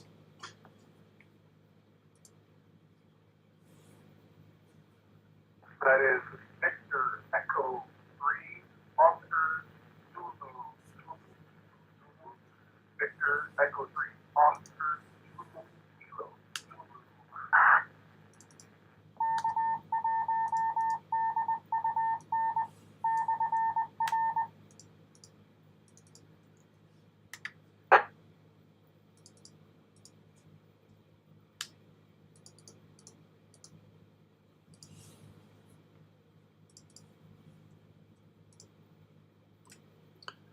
Okay, Victor Echo 3, Oscar Zulu Kilo. I got that, and I'm having problems with NetLogger here too. Let me delete a couple of rows here. Oh,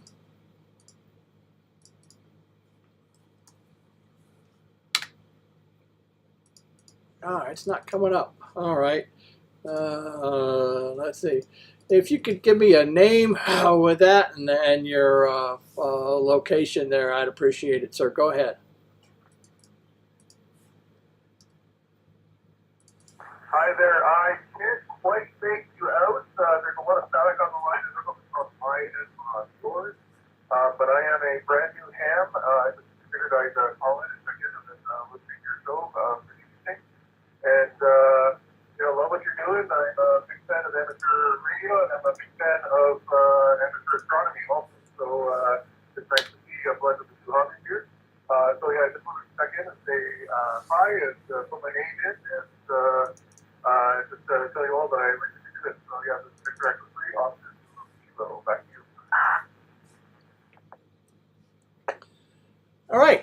welcome to the net and welcome to the ham bands. Yeah, that's why I'm not seeing it pop up in QRZ. It's brand new ham. So welcome to both. Name here is Burnus. That's Bravo, Uniform, Romeo, November, Echo, Sierra, Sierra, and the call sign Kilowatt, India, Zero, Alpha, Romeo. If you could come back with your name and QTH, I'll get you officially logged in here. And and on the logs for the net, I do record the numbers, and I also like to know who I'm talking to all the time as well, and give you a proper welcome to the Colorado Astronomy Net. I've been doing this for 30 years, so welcome. I do appreciate you checking in tonight, and I do send these numbers off to the Jet Propulsion Laboratory at the end of the month. So one of the few nets where your check-in does count, and this is a learning net for sure. And so I'm glad you have an interest in astronomy, radio, and astrophotography. We've got all those bases covered for sure. Here on the net. Again, we meet at 7 p.m. Mountain Time, or 0200 Zulu Wednesdays for the net. So you've caught the tail end. And so if you could come back with your first name and QTH, I'd appreciate it. Go ahead.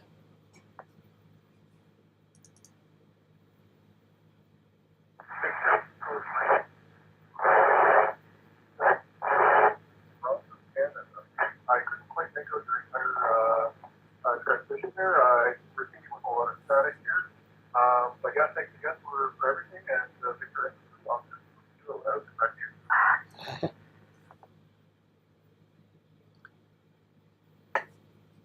All right, sounds like it's on both ends there.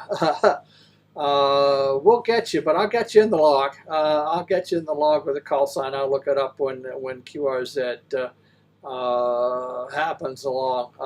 I got you in Canada. Need your name. Need your name. First name will be fine. If you could come back with your first name only, I'll get you on the list. This is KI0AR.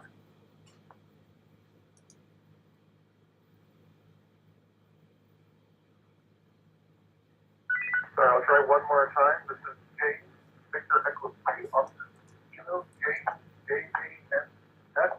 in Toronto, Ontario, Canada.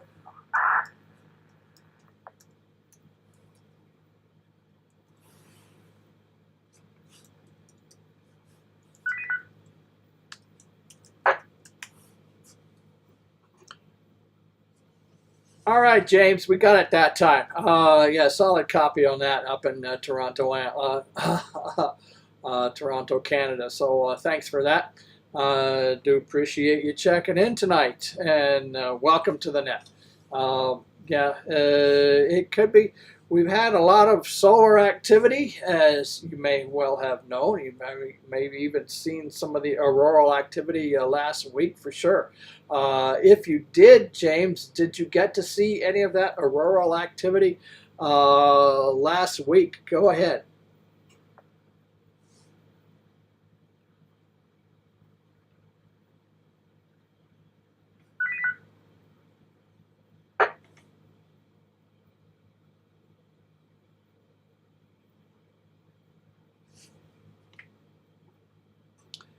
All right, no worries there. Let's see. This is KI0AR Net Control for the Colorado Astronomy Net. I'm going to go ahead and wrap up the net for this evening. I'd like to thank the 23 check-ins for checking in tonight. Hopefully we'll hear from everybody next Tuesday night at 7 p.m. Mountain Time, 0200 Zulu on Wednesdays for another session of the Colorado Astronomy Net. I'd like to thank the Rocky Mountain Radio League for the use of their repeater system. Also like to thank the SkyHub Link group for the use of their system as well. All different ways that you can check in, All-Star, Echo Link, digital, analog, repeater systems, and a whole bunch more. Check out skyhublink.com, skyhublink.com for all the ways that you can connect into our system. With that, I will say 73 and keep looking up. This is KI0AR. I'm clear.